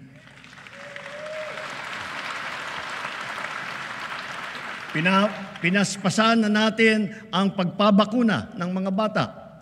Sa DOH, kumpletuhin na natin ang bakuna para matapos na sa lalong madaling panahon na kumpleto na lahat ng ating mga anak ay nabakunahan na. Sa ilalim naman ng bagong lunsad na Yakap Caravan, Matitignan na ang kondisyon ng kalusugan, hindi lamang ng mga mag-aaral, kung hindi pati na ang mga guro. Mabibigyan sila ng libreng medical check-up, libreng lab test tulad ng cancer screening at libre na gamot. Sa nakaraang 3 taon, halos 22,000 silid-aralan ang nabuksan na. Hihigitan pa natin ito dahil talagang nakakaawa ang ating mga mag-aaral. Hindi na natin dapat nabibitin ang oras nila sa klase dahil sa kakulangan ng classroom. Katuwang ng pribadong sektor, sisikapin nating madadagdagan pa ng 40,000 silid-aralan bago matapos itong administrasyon.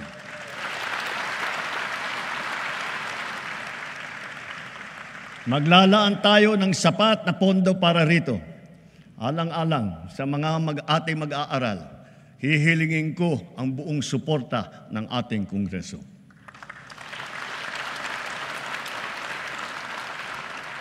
Naging matagumpay ang isinagawang tutoring at remedial program para sa mga mag-aaral nitong nakalipas na taon at nitong summer break. Palalawakin pa natin ito. At maraming salamat sa mga guro at lalo na sa mga ate at kuya na nag-volunteer na tinulungan ang mga maliliit para mas maganda ang resulta nila sa kanilang eskwela. Sa DOLE at sa DSWD, ipagpatuloy pa ninyo ang mga ganitong klaseng internship at pre-employment program para sa ating estudyante sa kolehiyo. Malaking tulong ito sa kanila habang sila ay nag-aaral. Malaking tulong ito sa bansa. Ngayon, nagdaratingan na ang mga laptop na laan para sa bawat guro sa public school.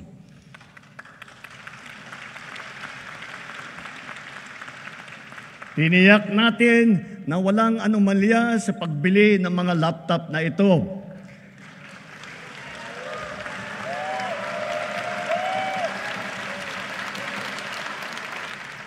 Nakahanda na ang mga high-tech at digital na mga materyales, mga smart TV, libreng Wi-Fi at libreng load sa bayanihan SIM card.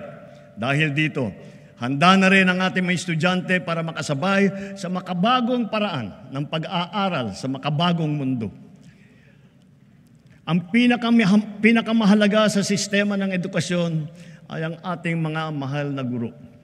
Asahan po ninyo na hindi gagawing sukatan ng galing ninyo o ng performance ninyo ang dami lamang ng estudyante na inyong ipinapasa, kundi ang dami ng mag-aaral na inyong pinapahusay at pinapataas ang ambisyon sa buhay.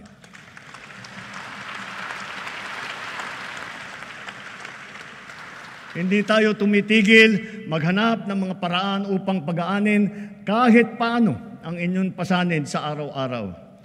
Nagdagdag tayo ng 60,000 teaching item at nakapagbigay pa ng trabaho para sa ating mga lisensyadong guro. Tinanggal na natin ang halos 100 dokumentong kailangan ninyong atupagin noon na wala namang kinalaman sa inyong pagturo. Gagawin na rin nating digital ang mga natitira pang papel na kailangan ninyong asikasuhin. Para pwede na ninyong itong gawin online, diretso na mula sa mga bago ninyong laptop.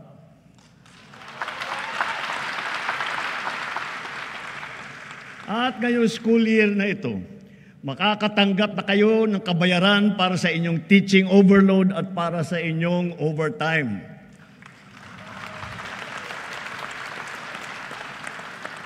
Napatunayan na nating mabisa ang TechVoc. Kaya unti-unti nang pinapasok sa senior high ang TVET ng TESDA. Ibig sabihin nito, ang mag-aaral ng senior high school pa lamang, makakapili na siya kung bookkeeping, agribusiness, electrical, graphic design, ang kanyang napupusuang larangan. Diretsong pagka-graduate, pwede na kaagad na maghanap buhay kung gugustuhin.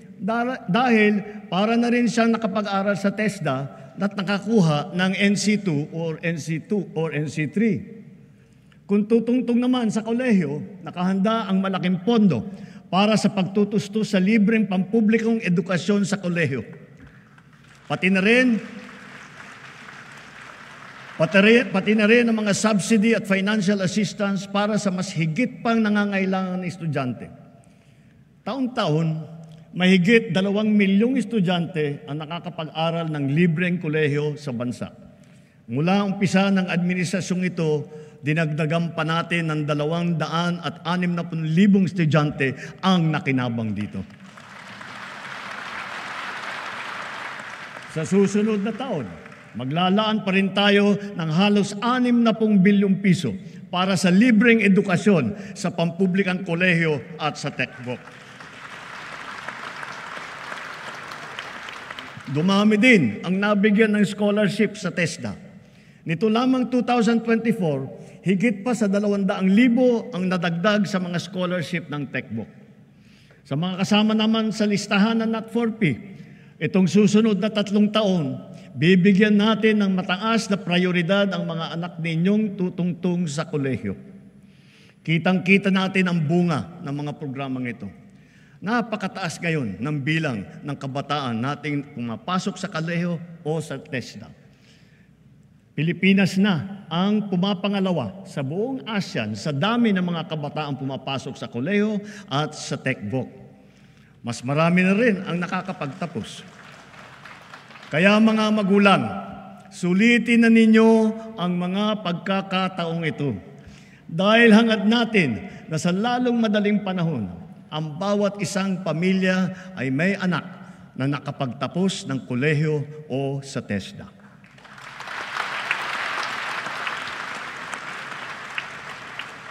Kung kalidad lang din ang pag-uusapan, hindi nagpapahuli ang mga universidad at kolehiyo natin dito sa bansa.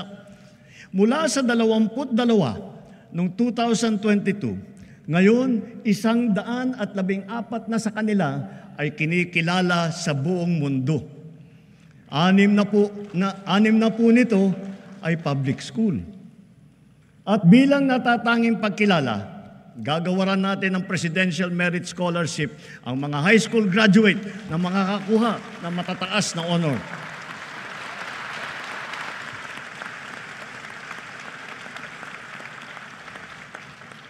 Walang humpay nating ipinapatupad ang mga programa sa pagsusugpo sa kahirapan at patungkol sa kalusugan at nutrisyon ng mamamayan. Tuloy-tuloy pa rin ang ating programang 4Ps. Hangad din natin na amyendahan ang batas ng 4Ps upang matiyak na talagang sapat ang panahon para maitaguyod ang kanilang paghihirap. Maitaguyod sila sa ang mga mahihirap. Mula nang nagsimula itong administrasyon, mahigit 5 milyong kabahayan ang nagbenepisyo sa conditional cash grant ng 4P. Mas maganda pa ang balita na sa 3 taon, halos 1.2 milyong pamilya ang gumanda na ang buhay. Kaya nakakapag-graduate na sa program ng 4Ps. Batid natin lahat ang mga kababayan natin na namumuhay sa lansangan. Sila ang pinakanangangailangan ng tulong ng pamahalaan. Sa ating mga LGU, hanapin ninyong lahat na ipasok silang lahat sa 4Ps at sa iba pang mga programa ng DSWD para naman maitaguyod natin sila at magsimula na ang kanilang paglakbay tungo sa pag-unlad ng kanilang buhay.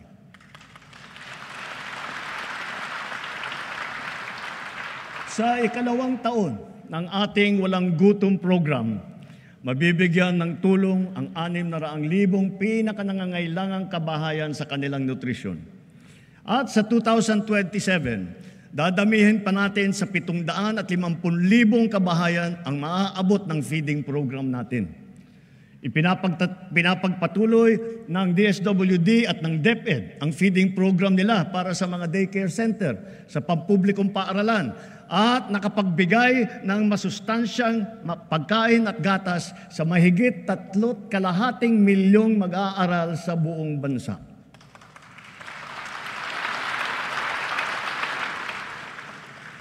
Dahil alam naman natin, basta't may laman ang tiyan, may laman ang isipan.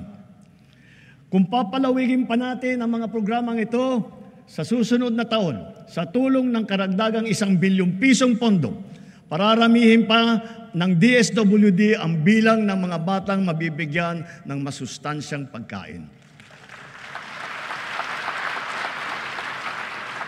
Sa kabilang banda naman, nakikita natin ang sobrang pagtaas naman ng timbang ng ating mga kababayang edad 20 at pataas.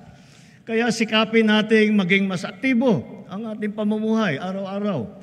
Ipalaganap natin ang mga pagsasagawa ng mga palaro, ng mga paliga, fun run, fun walk, pati mga aerobics, pasumba. Para sa mga LGU, buksan at gawing maaliwalas ang mga park at mga plaza natin kung saan makakapag-ensayo ang ating mga mamamayan, bata man o matanda. Magpatupad tayo ng mga car-free Sunday tulad ng ginagawa sa ilang lungsod na dito sa Metro Manila, sa Baguio, sa Cebu, pati sa Iloilo at Davao. Bilang pagsuporta rito, simula ngayon, bubuksan ng Philippine Sports Commission sa publiko ang kanilang mga track and field oval sa Pasig, Maynila at Baguio upang makapag-jogging na kayo ng libre. Magbubuhos tayo ng todo suporta sa mga palaro at mga atleta sa buong bansa. Halimbawa, ang palarong pambansa at ang Batang Pinoy Games na gaganapin sa General Santos City ngayong Oktubre. Bubuo tayo ng bagong pambansang programa para sa sports development. Uumpisahan natin ito sa paaralan pa lamang. Ibabalik natin ang mga sports club at magsasagawa tayo ng mga palaro at intrams sa lahat ng pampublikong paaralan. Naririyan na ang ating Philippine Sports Commission at saka ang PAGCOR upang tiyakin ang patuloy na pagtaguyod at pagsuporta sa ating mga programang pampalakasan ng mga atleta sa buong bansa.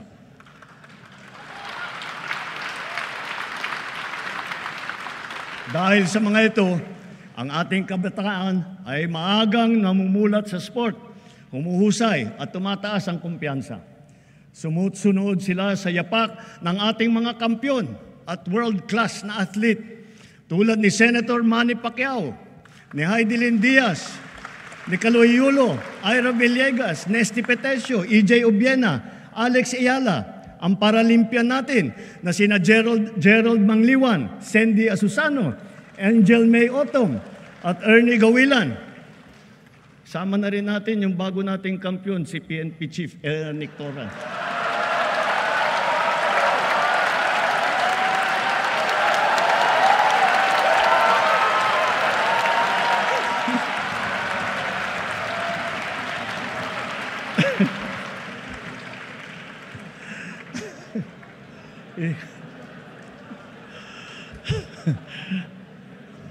Gulat si Chief PNP.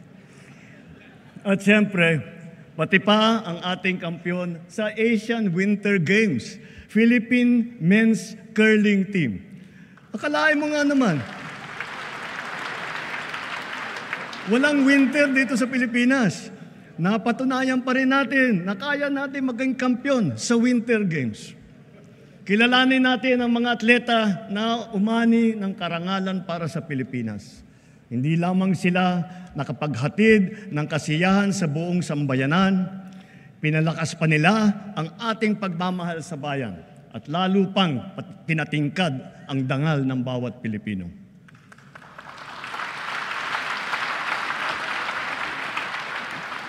Dito sa atin, mahal magkasakit. Mahal ang gamot. Kulang ang paggamutan. Walang doktor, lalo na sa mga liblib ng mga bayan. Kaya mula nang nagsimula ang administrasyon, ito ang tinutukan natin. Kasama ng edukasyon at pagsugpo sa kahirapan. Sa loob ng 3 taon, pinarami natin ang mga pampublikong ospital at specialty center. Nariyan na rin ang 53 bukas center sa 32 lalawigan sa bansa. May libreng check-up, x-ray, lab test at iba pa. Ito ay para sa agarang serbisyong outpatient na hindi na kailangan magpa-confine pa sa ospital. Asahan ninyo, marami pa ang ating bubuksan na bukas.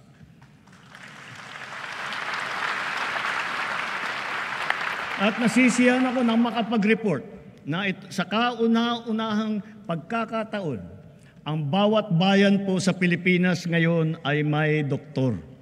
Mayroon ng magiging tagapag-alaga. Mayroon ng tagapag-alaga ng kalusugan ng mamamayan sa inyong lugar. Lahat po tayo ay miyembro ng PhilHealth. Pinataas at pinaganda na rin natin ang mga benepisyo, lalo na para sa mga karamdaman na laganap dito sa ating bansa. Kapag kayo po o ang inyong kapamilya ay may sakit sa puso, huwag po kayong mag-alala. Covered na po sa PhilHealth ang pagpapagamot ninyo para sa atake sa puso, sa open heart surgery, heart valve repair o sa replacement. At may cancer assistance fund po tayo. Pandagdag para sa pagpapagamot ng mga cancer patient natin. May pondo rin para sa bakuna laban sa human papilloma virus na nagiging sanhi ng maraming klase na cancer. Para naman sa ibang klase na cancer na hindi sakop ng PhilHealth, meron po din tayong nilaang 1 bilyon at 700 milyong piso para pambili ng mga kinakailangang gamot para sa ating mga pasyente.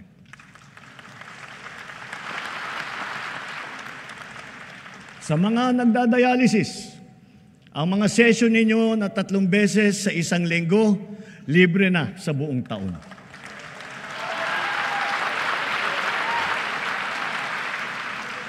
Libre na rin po pati ang mga kinakailangang mga gamot. Kung kakailanganin man ng kidney transplant, inakyat na natin ang limit hanggang 2,100,000 piso mula sa dating 600,000 piso. At ngayong taon, covered na rin ng PhilHealth ang mga serbisyo at gamot pagkatapos ng operasyon ng kidney transplant. Kung kailangan talaga na magpa-transplant, huwag po kayong matakot sa gastos dahil sagot na ng PhilHealth. At kung magkakasakit na malubhang dengue ang inyong anak, itinaas po natin sa 47,000 piso ang sagot ng PhilHealth. Ang pagtatanggal ng katarata ay inakyat na rin ang limit sa 187,000 na piso mula 16,000 piso. Pati ang mga sari-saring serbisyong outpatient kasama rin po ngayon ang PhilHealth. Kapag may kailangan kayong dalhin sa emergency, huwag po kayong mag-atubiling itakbo sa ospital. Covered na rin po yan ng PhilHealth. Kapag lumabo ang mata ng inyong anak at kailangan magpasukat ng grado, pati na rin ang pagpapagamot nila laban sa malnutrition, ito rin ay covered na rin ng PhilHealth. At para sa mga PWD, sakop na rin ng PhilHealth ang inyong therapy at rehabilitasyon, pati na rin ang mga mahahalagang kagamitan pang-suporta para sa inyo. Pinabibilis pa natin ang proseso ng pagbayad ng PhilHealth sa mga ospital at mga klinika para naman siguradong maayos at hindi naantala ang kanilang serbisyo sa mga pasyente. Maaasahan pa rin ng mga pasyente ang medical assistance program kung kulang ang pambayad sa ospital. Mula pumasok ang administrasyong ito, nakapaghatid ito ng tulong sa higit 11.2 milyong Pilipino. Higit sa lahat, padadaliin pa natin ang proseso ng medical assistance dahil ipapasok na po ito sa ating eGov app. Mga kababayan, asahan po ninyo, ginagawa nating lahat para matulungan kayo na magpapagaling at lumakas. Ngunit batid natin ang mga realidad sa mga pampublikong ospital. Kanya-kanya ang bili ng medical supply. Kanya-kanyang lakad ng medical assistance para sa bill na hindi kayang bayaran. Kaya sa lahat ng aking binanggit na mga haligi na itaguyod na natin, Ang bahaging sasagutin ng PhilHealth, ang sari-saring pondo na pamahalaan para sa medical assistance kagaya ng MAIP, PCSO at PAGCOR, at ang karagdagang pondo na ibibigay pa natin sa mga DOH hospital, areglado na ang lahat sa ospital pa lang. Wala nang kailangang pampuntahan o lapitan pa. Ito po, itinuloy na po natin ang zero balance billing. Libre po.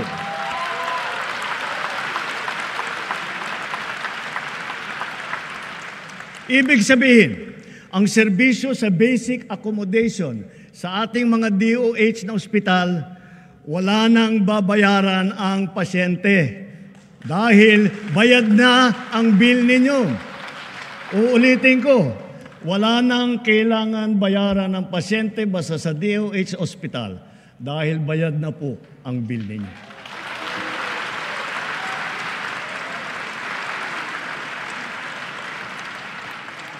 Asahan ninyo, pagpapatuloy ang malawakang programang pang-infrastruktura ng administrasyon. Ang mga naglalakihang proyekto ay nakalatag sa buong kapuluan. Mga daan, tulay, tren, paliparan, pantalan, patubig at murang pabahay. Ilan dito matatapos ngayong administrasyon na ito. Ang iba naman makukumpleto pa at mararamdaman ang dalang ginhawa pagkatapos pa ng aking termino. Nagpupundar po kasi tayo para sa kinabukasan. We are not building only for today. We are building also for tomorrow.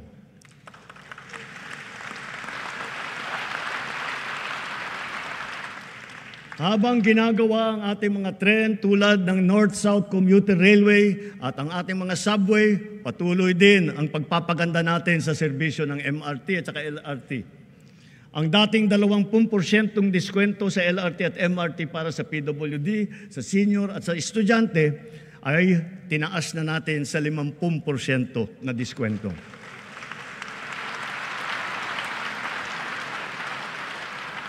Mayroon na po tayong 1+3, Pamilya Pass. Ito ay tuwing linggo para naman may konti pang matitipid ang pamilya sa kanilang pamamasyal at sa kanilang pagsimba. Ang tinatawag na dalyan ng mga tren na binili noong pang 2014 at hindi pa nagamit ay sinimulan na nating mapaganda at mapatakbo sa MRT. Halos 50 dagdag ng karwahe ang natenga ng 10 taon. Sayang yung pera, sayang yung isang buong dekada. Pero ngayon, naayos na natin. Ang 3 bago na nagagamit na ngayon, asahan ninyo, ang ilan sa 45 ay magagamit na rin natin bago matapos ang taong ito. At ang iba pa ay susunod sa susunod na mga taon. Magtatanong ako sa iba sa inyo, naalala pa ba ninyo yung tinatawag nating love bus? Ito yung popular na pampublikong bus sa Metro Manila na sinimulan noong 1970s. Ngayon, hindi lang natin ibabalik ang love bus, gagawin pa natin itong libre.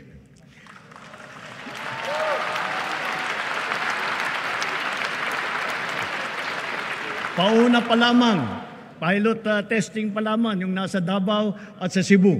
Susundan pa ito ng ibang mga lugar sa Visayas at sa Mindanao. Bago matapos ang taon, magsisimula na ang Bataan-Cavite Interlink Bridge. Ang tulay na ito ay 32 kilometro ang haba na tumatawid na ang Manila Bay. Sabit. Kung ang biyahe ngayon mula Mariveles hanggang Naik ay umaabot ng 5 oras, balang araw ito ay magiging 45 minuto na lamang.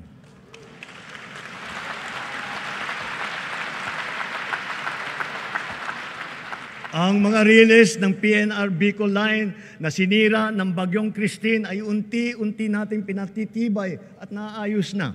Kasama ang Binahan Bridge. Hindi magtatagal, madadagdagan pa ang haba ng linya na ito at aabot sa Ragay, Camarines Sur hanggang Tagkawayan, Quezon. Magiging malaking tulong ito sa ating motoristang nagdadaan sa malubhang traffic mula Quezon hanggang sa Bicol.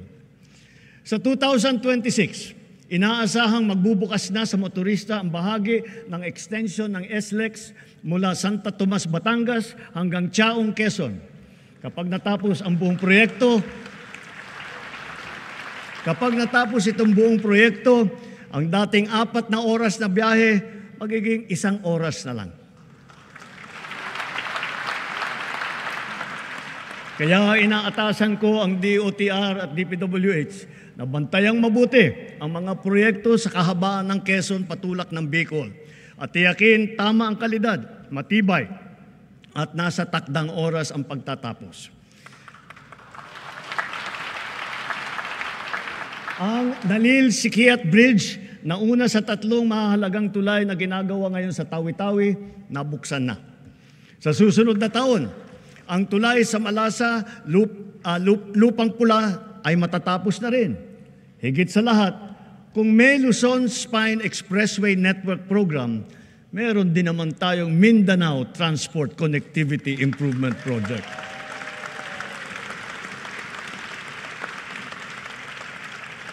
Sa proyektong ito, aayusin natin ang mga pangunahing daan na nag-uugnay sa Cagayan de Oro, sa Davao, General Santos na may haba na 428 kilometro.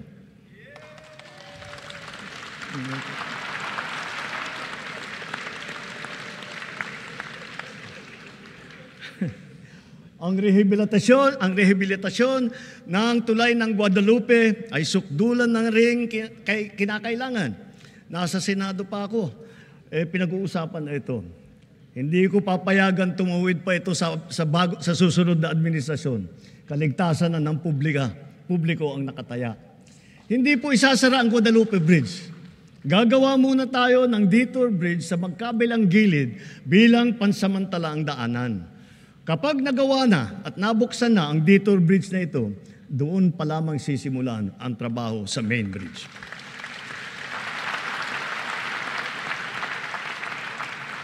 At sa kabila ng mga higanteng tulay na ito, huwag natin kaliligtaan ang mga hanging bridge sa iba't ibang lugar sa ating bansa. Mahalaga ang mga ito sa pang-araw-araw na buhay ng publiko, lalo na yung mga guro at ang ating mga estudyante. Ilan ang nababalitaan kong insidente na pagbagsak ng mga tulay na ganito. Halimbawa, yung nangyari sa Midsalip, Zamboanga del Sur at sa iba pang mga lugar. Kawawa naman ang mga kababayan natin walang kamalay-malay na nabiktima at nasasaktan. Na pawang mga batang mag-aaral at kanilang mga guro. Sa DILG, DPWH at OPAPROP, buntahan ninyong lahat ng mga ito at suriing mabuti ang kondisyon. Sa tulong ng pamana at iba pang mga programa, ayusin at kumpunihin nating agad lahat sila. Sa mga proyekto, hindi natin papayagan at palalampasin ang mga katiwalian sa pangangasiwa. Ang kapalpakan sa pagdisenyo at sa pagkakagawa, ang mababang kalidad at marupok na materyales, ang pagkaantala ng proyekto, at ang kapabayaan sa tamang pagmentina at pagkumpuni. Halimbawa, sa Kabagan, Santa Maria Bridge na sa Isabela, sinimulan noong 2014, ginastusan ng taong bayan ng 1 bilyon. 10 taon tinayo. Nung binuksan, ilang araw pa lang, giba na agad. Napakamahal. Ang tagal ginawa. Ang bilis na sira. San Juanico Bridge naman, 50 taon na nakatayo pa rin hanggang ngayon. Ganun siya katibay. Ngunit nakaligtaan naman ang wastong pagmentina at pagkumpuni sa pagdaan ng mga dekada. Nalagay patuloy sa panganib ang publiko. Hindi po dapat ganito. Sa Build Better More, hindi ang kapakanan, higit ang kapakanan at kaligtasan ng mamamayan ang napakamahalaga. At ang mga proyekto, tama dapat ang disenyo.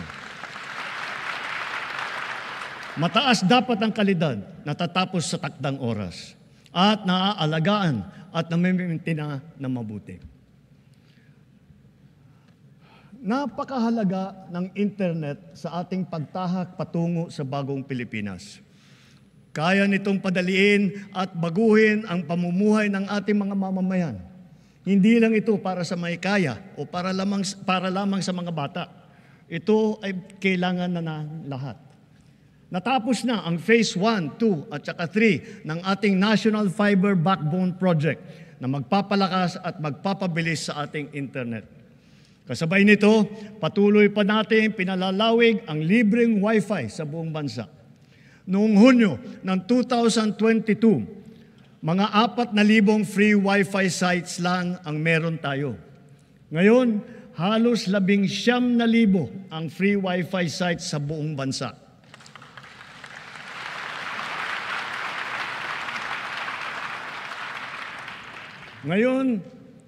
Ngayong taon din, nagsimula na tayong mambigay ng mahigit 1 milyon na SIM card na may libreng data para sa ating mga eskwelahan, lalo na sa mga nasa liblib na puok.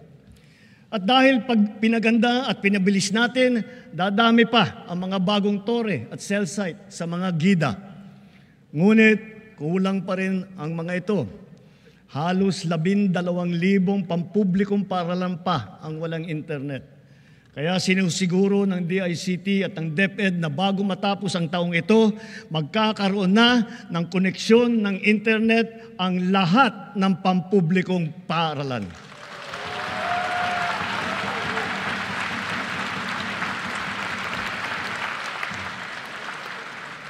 Mula nang inilunsad ito noong 2023, ang eGov app ay nagana, nagagamit at napapakinabangan ng ating taong bayan. Patuloy pang dumarami ang serbisyo tiyak na praktikal sa bawat Pilipino. Ngayon, mahigit 40 serbisyo ng pamahalaan kasama ng mga LGU ang nasa eGov app. Gamit ng app, maaari nang gawin at ayusin ang sari-saring mga serbisyo at proseso ng pamahalaan na dati ay pinipilahan pa natin ng ora-orada. Ang renewal ng driver's license para sa PhilHealth, para sa Pag-ibig, para sa GSIS, yung mga dokumento na kailangan ng ating mga OFW, sa immigration at customs, sa declaration sa airport, kahit ang paggawa ng biodata hanggang paghahanap ng trabaho. Mga government ID natin, kasama ng national ID at marami pang iba. Hindi magtatagal, magkakaroon na rin para sa NBI clearance, beep card para sa MRT at saka LRT, at e-TIN na galing naman sa BIR. Kaya i-download nyo na po ang eGov app. Sa pinagsama-samang serbisyo sa isang mobile app, ang pamahalaan ay talagang mas malapit na at nasa inyo ng mga kamay.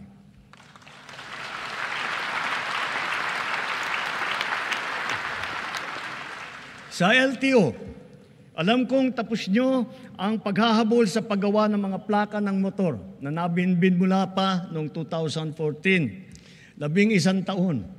Mula ngayon, gawin ninyo ang lahat na makakaya upang hindi na uli magkaroon ng backlog sa plaka. Dahil kailangan bumawi sa publiko, tiyakin din ninyo na may lalabas na ang rehistro at ang plaka ng bagong sasakyan sa loob ng naipangako ninyong 3 araw.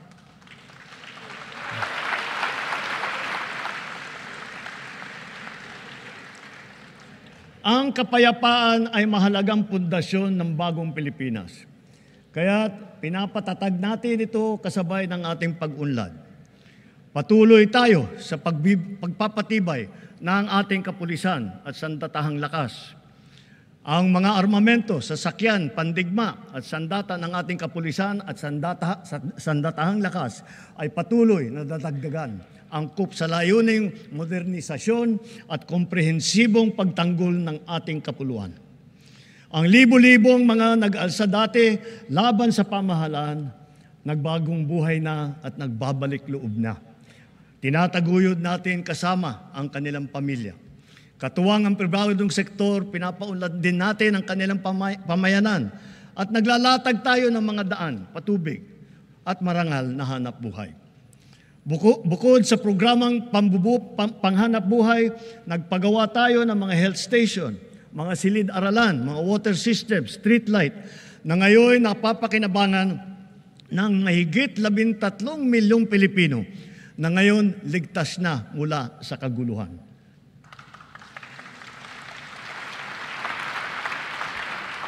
At sa wakas, wala na ring nalalabing grupong gerilya sa bansa.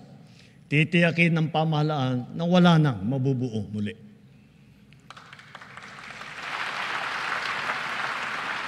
Magkakasangga ngayon ang AFP, PNP at mga dating rebelde sa pagpapanatili ng kaayusan at kapayapaan sa BARM. Kaya naman, ang lipunan natin ngayon ay mas mapayapa, mas mapangalaga rin sa karapatang pantao, anuman ang edad, kasarian, kondisyon o pangkat. Ngunit, kahit pa sinasabing bumababa ang antas ng krimen sa bansa, walang ibang magpapalubag ng pangamba at pagkabahala lalo na sa ating mga biktima mismo ng kriminalidad. Kaya ang puwersa ng ating kapulisan ay nagbabantay at rumoronda na para nararamdaman ng taong bayan. Sila ay re-responde sa tawag ng tungkulin sa loob lamang ng 5 minuto.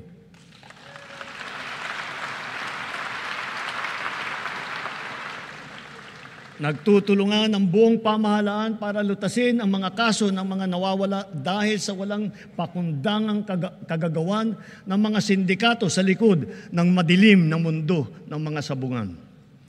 Hahabulin at pananagutin natin ang mga utak at mga sangkot, sibilyan man o opisyal.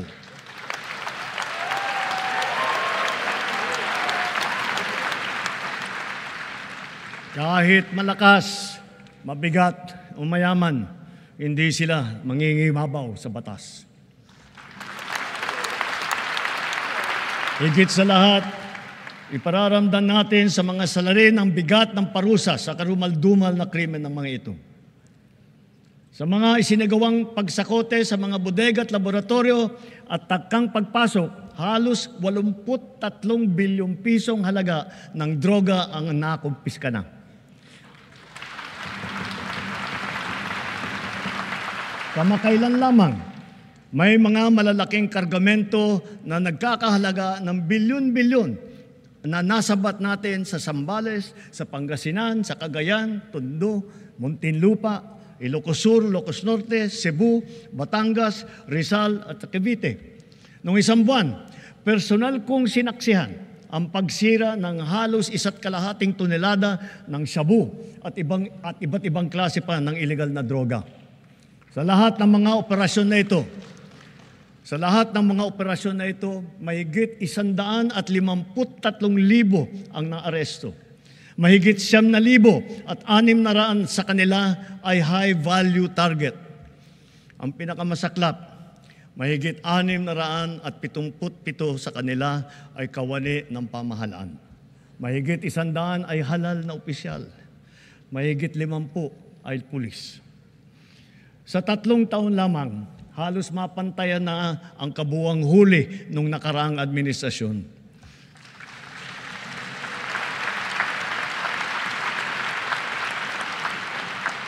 Sa kabila ng mga ito, tila nagbabalikan daw ang mga pusher. Kaya patuloy ang ating mga operasyon laban sa mga drug dealer, sila man ay big time o small time. Ngayon, masasabi natin na mataas na ang tingin ng buong mundo sa Pilipinas. Dahil maayos, patas at mahinahon tayong nakikitungo sa iba't ibang mga bansa. Tumutupad din tayo sa ating mga kasunduan at sa mga batas at panuntunan na pandaigdig na komunidad. Nagpapasalamat tayo sa ating mga magigiting ng OFW dahil sa kanila na ipamalas ang angking galing, kabutihan at puso ng Pilipino sa lahat ng sulok ng daigdig. Sa harap ng mga bagong banta sa ating kapayapaan at soberanya, mas maigting ngayon ang ating paghahanda, pagmamatsyag at pagtatanggol sa ating sarili.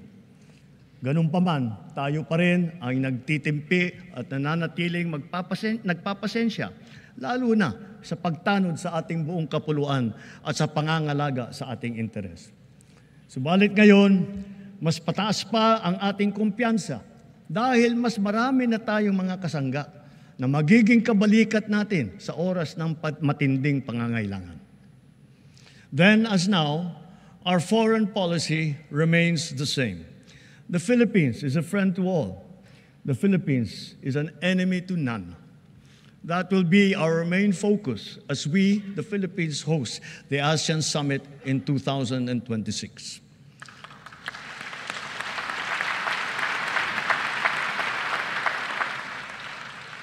Para sa ating mga Pilipino, malayo man, malapit din, kasing sidhi ang paglingap natin sa ating mga kababayang nasa ibang bansa, lalo na ang nasa panganib at nagdadaan sa matinding pagsubok. Hindi po biro at sadyang mapanganib ang hanap buhay ng ating tripulante. Ang trahedya na sinapit nila sa kamay ng mga rebeldeng Houthi ay isang halimbawa. Matapos ang mahigit 4 na araw, ang mga kababayan nating nang binihag ng rebeldeng Houthi ay pinalaya na rin, dala ng ating pakikipagtulungan sa Sultanate of Oman. Gayon din, dahil sa ating masigasig ng pakikipag-ugnayan, sa loob ng 3 taon, nagawaran ng kapatawaran ang mahigit 600 kababayan nating nahatulan dahil sa sari-saring paglabag sa batas sa ibang bansa, lalo na sa UAE, sa Qatar, sa Bahrain, at sa iba pa. And so, for their crucial and most beneficent sovereign intervention, I personally convey the entire nation's sincerest gratitude to the Sultanate of Oman, the United Arab Emirates, the State of Qatar, the Kingdom of Bahrain, the State of Kuwait, and to all the leaders of various countries that have granted clemency and have shown kindness to our beleaguered compatriots. Maraming salamat po. Thank you very, very much.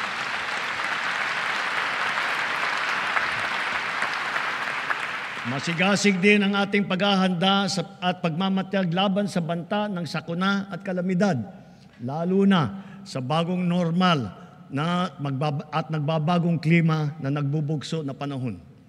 Ngayong Hulyo, 4 na bagyo na ang dumaan sa atin. Sabi ng Pag-asa, mga 12 pa ang nagbabantang papasok sa bansa hanggang Disyembre. Sa 24 nating aktibong bulkan sa bansa, 4 ang kasalukuyang nag-aalboroto, lalo na ang Kanloon sa Negros. Hindi tayo dapat tumigil sa ating mga ginagawang paghahanda dahil ang banta ay patuloy na naririyan. Dapat ay maging likas at automatic na ang mga wastong gawi sa tuwing may sakuna. Dahil sunod-sunod ang mga sakuna. Lalo na ang bagyo, mahalagang itanim ang prinsipyo na continuous improvement kung saan tayo ay natututo sa palaging humuhusay at sa bawat karanasan. Nareremedyohan kung saan tayo nagkulang at saan natin dapat galingan pa. Kasama ng mga mahalagang infrastruktura, dadagdagan pa natin ang mga makabagong evacuation center ng ating naipatayo na. Hindi na dapat pang gamitin bilang evacuation center ang ating mga paaralan.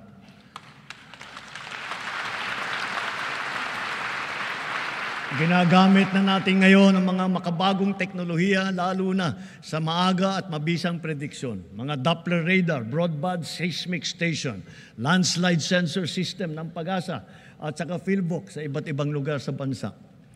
Sa epektibong pagsasaklolo, nakakatulong ang mga mobile command and control vehicle ng DOST na ipinamahagi natin sa 11 LGU sa buong bansa.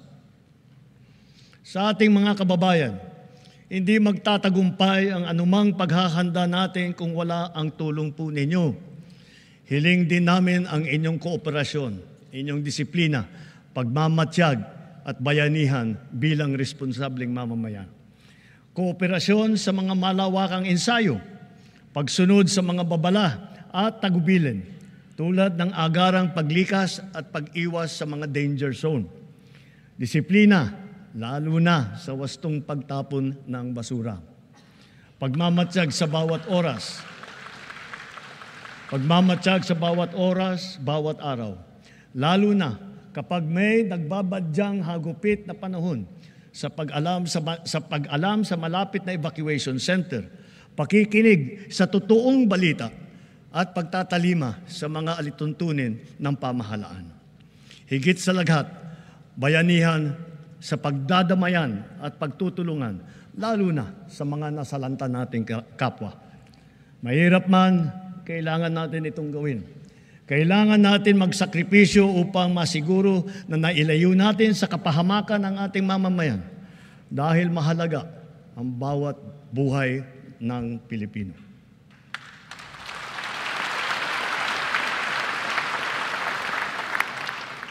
Kamakailan lamang, nag-inspeksyon ako sa naging epekto ng habagat ng bagyong Krising, Dante at Emong. Kitang-kita ko na maraming proyekto para sa flood control ay palpak at gumuho. At yung iba, guni-guni lang. Huwag na po tayo magkunwari. Alam naman ng buong madla na nagkakaraket sa mga proyekto.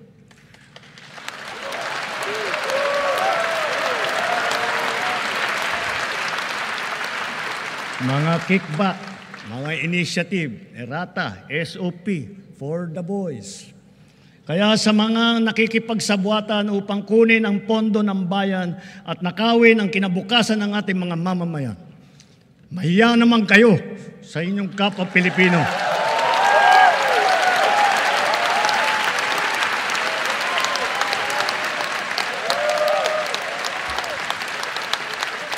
Mahiya naman kayo sa mga kabahayan nating naanod o nalubog sa mga pagbaha.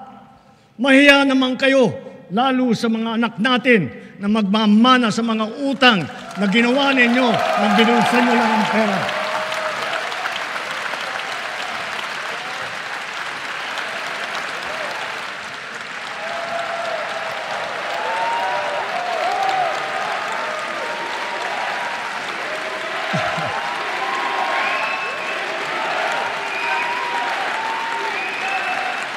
Para hindi na maulit, so that this will not happen again. First, the DPWH will immediately submit to me a list of all flood control projects from every region that were started or completed in the last 3 years. Second, the Regional Project Monitoring Committee shall examine that list of projects and give a report on those that have been failures, those that were not finished, and those that are alleged to be ghost projects.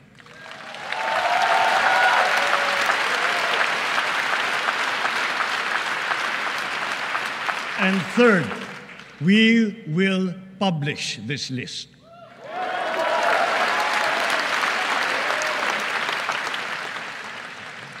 Isa sa publiko natin ang listahang ito.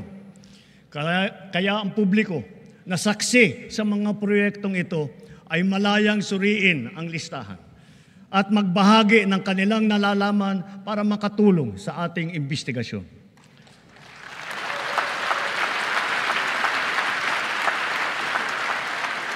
At the same time, there will be an audit and performance review regarding these projects to check, to make sure, and to know how your money was spent.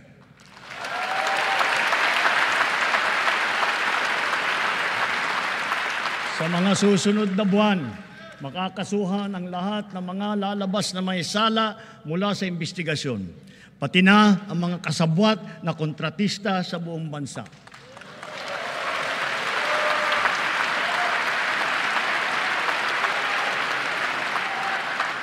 Kailangan malaman ng taong bayan ang buong katotohanan. Kailangang may managot sa naging matinding pinsala at katiwalian.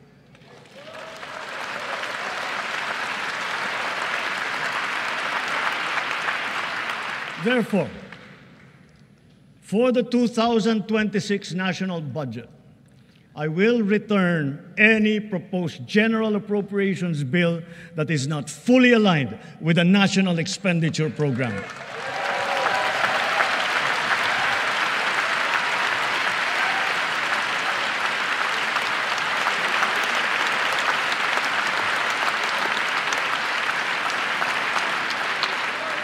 And further, I am willing to do this even if we end up with a reenacted budget. Hindi ko aaprubahan ang kahit anong budget na hindi alinsunod sa plano ng gobyerno para sa sambayanang Pilipino. Mga kababayan, sa paghantong natin sa kalahati ng termino ng administrasyon, susuong tayo sa susunod na 3 taon. Dala-dala sa aking puso ang mga leksyon na natutunan ko mismo mula sa inyo. Ito ang nagbibigay sa akin ng bago at pinag-iba yung gana sa trabaho, sigla sa serbisyo at dedikasyon sa Pilipino.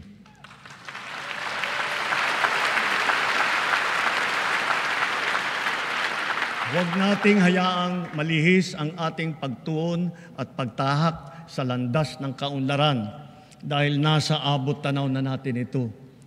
Ito ang ating dapat na pagtulungan. Ito ang ating dapat na pinagtutunguhan. At kayang-kaya nating ito marating at maisakatuparan.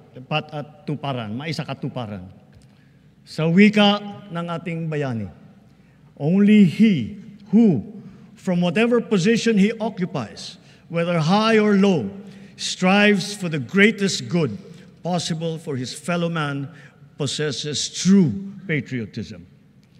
Alam po natin sa ating puso kung ano ang tama, kung ano ang mali, kung ano ang mas mahalaga at mas makakabuti sa sarili, sa pamilya at sa ating bayan.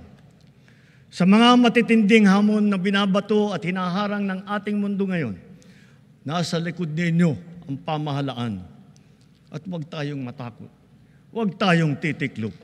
Huwag tayong mawawalan ng pag-asa. Dahil ang Pilipino ay likas na matapang, magaling, masipag, matibay, at mabuti.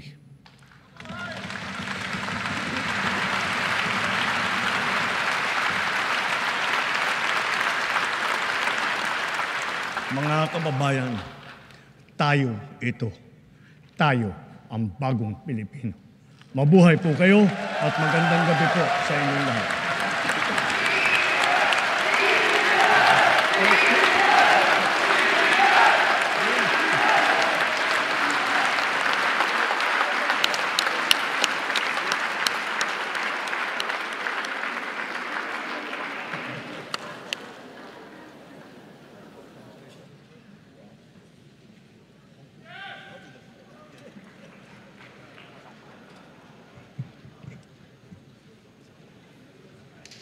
On the part of the Senate, the joint session is hereby adjourned. On the part of the House of Representatives, the joint session is adjourned.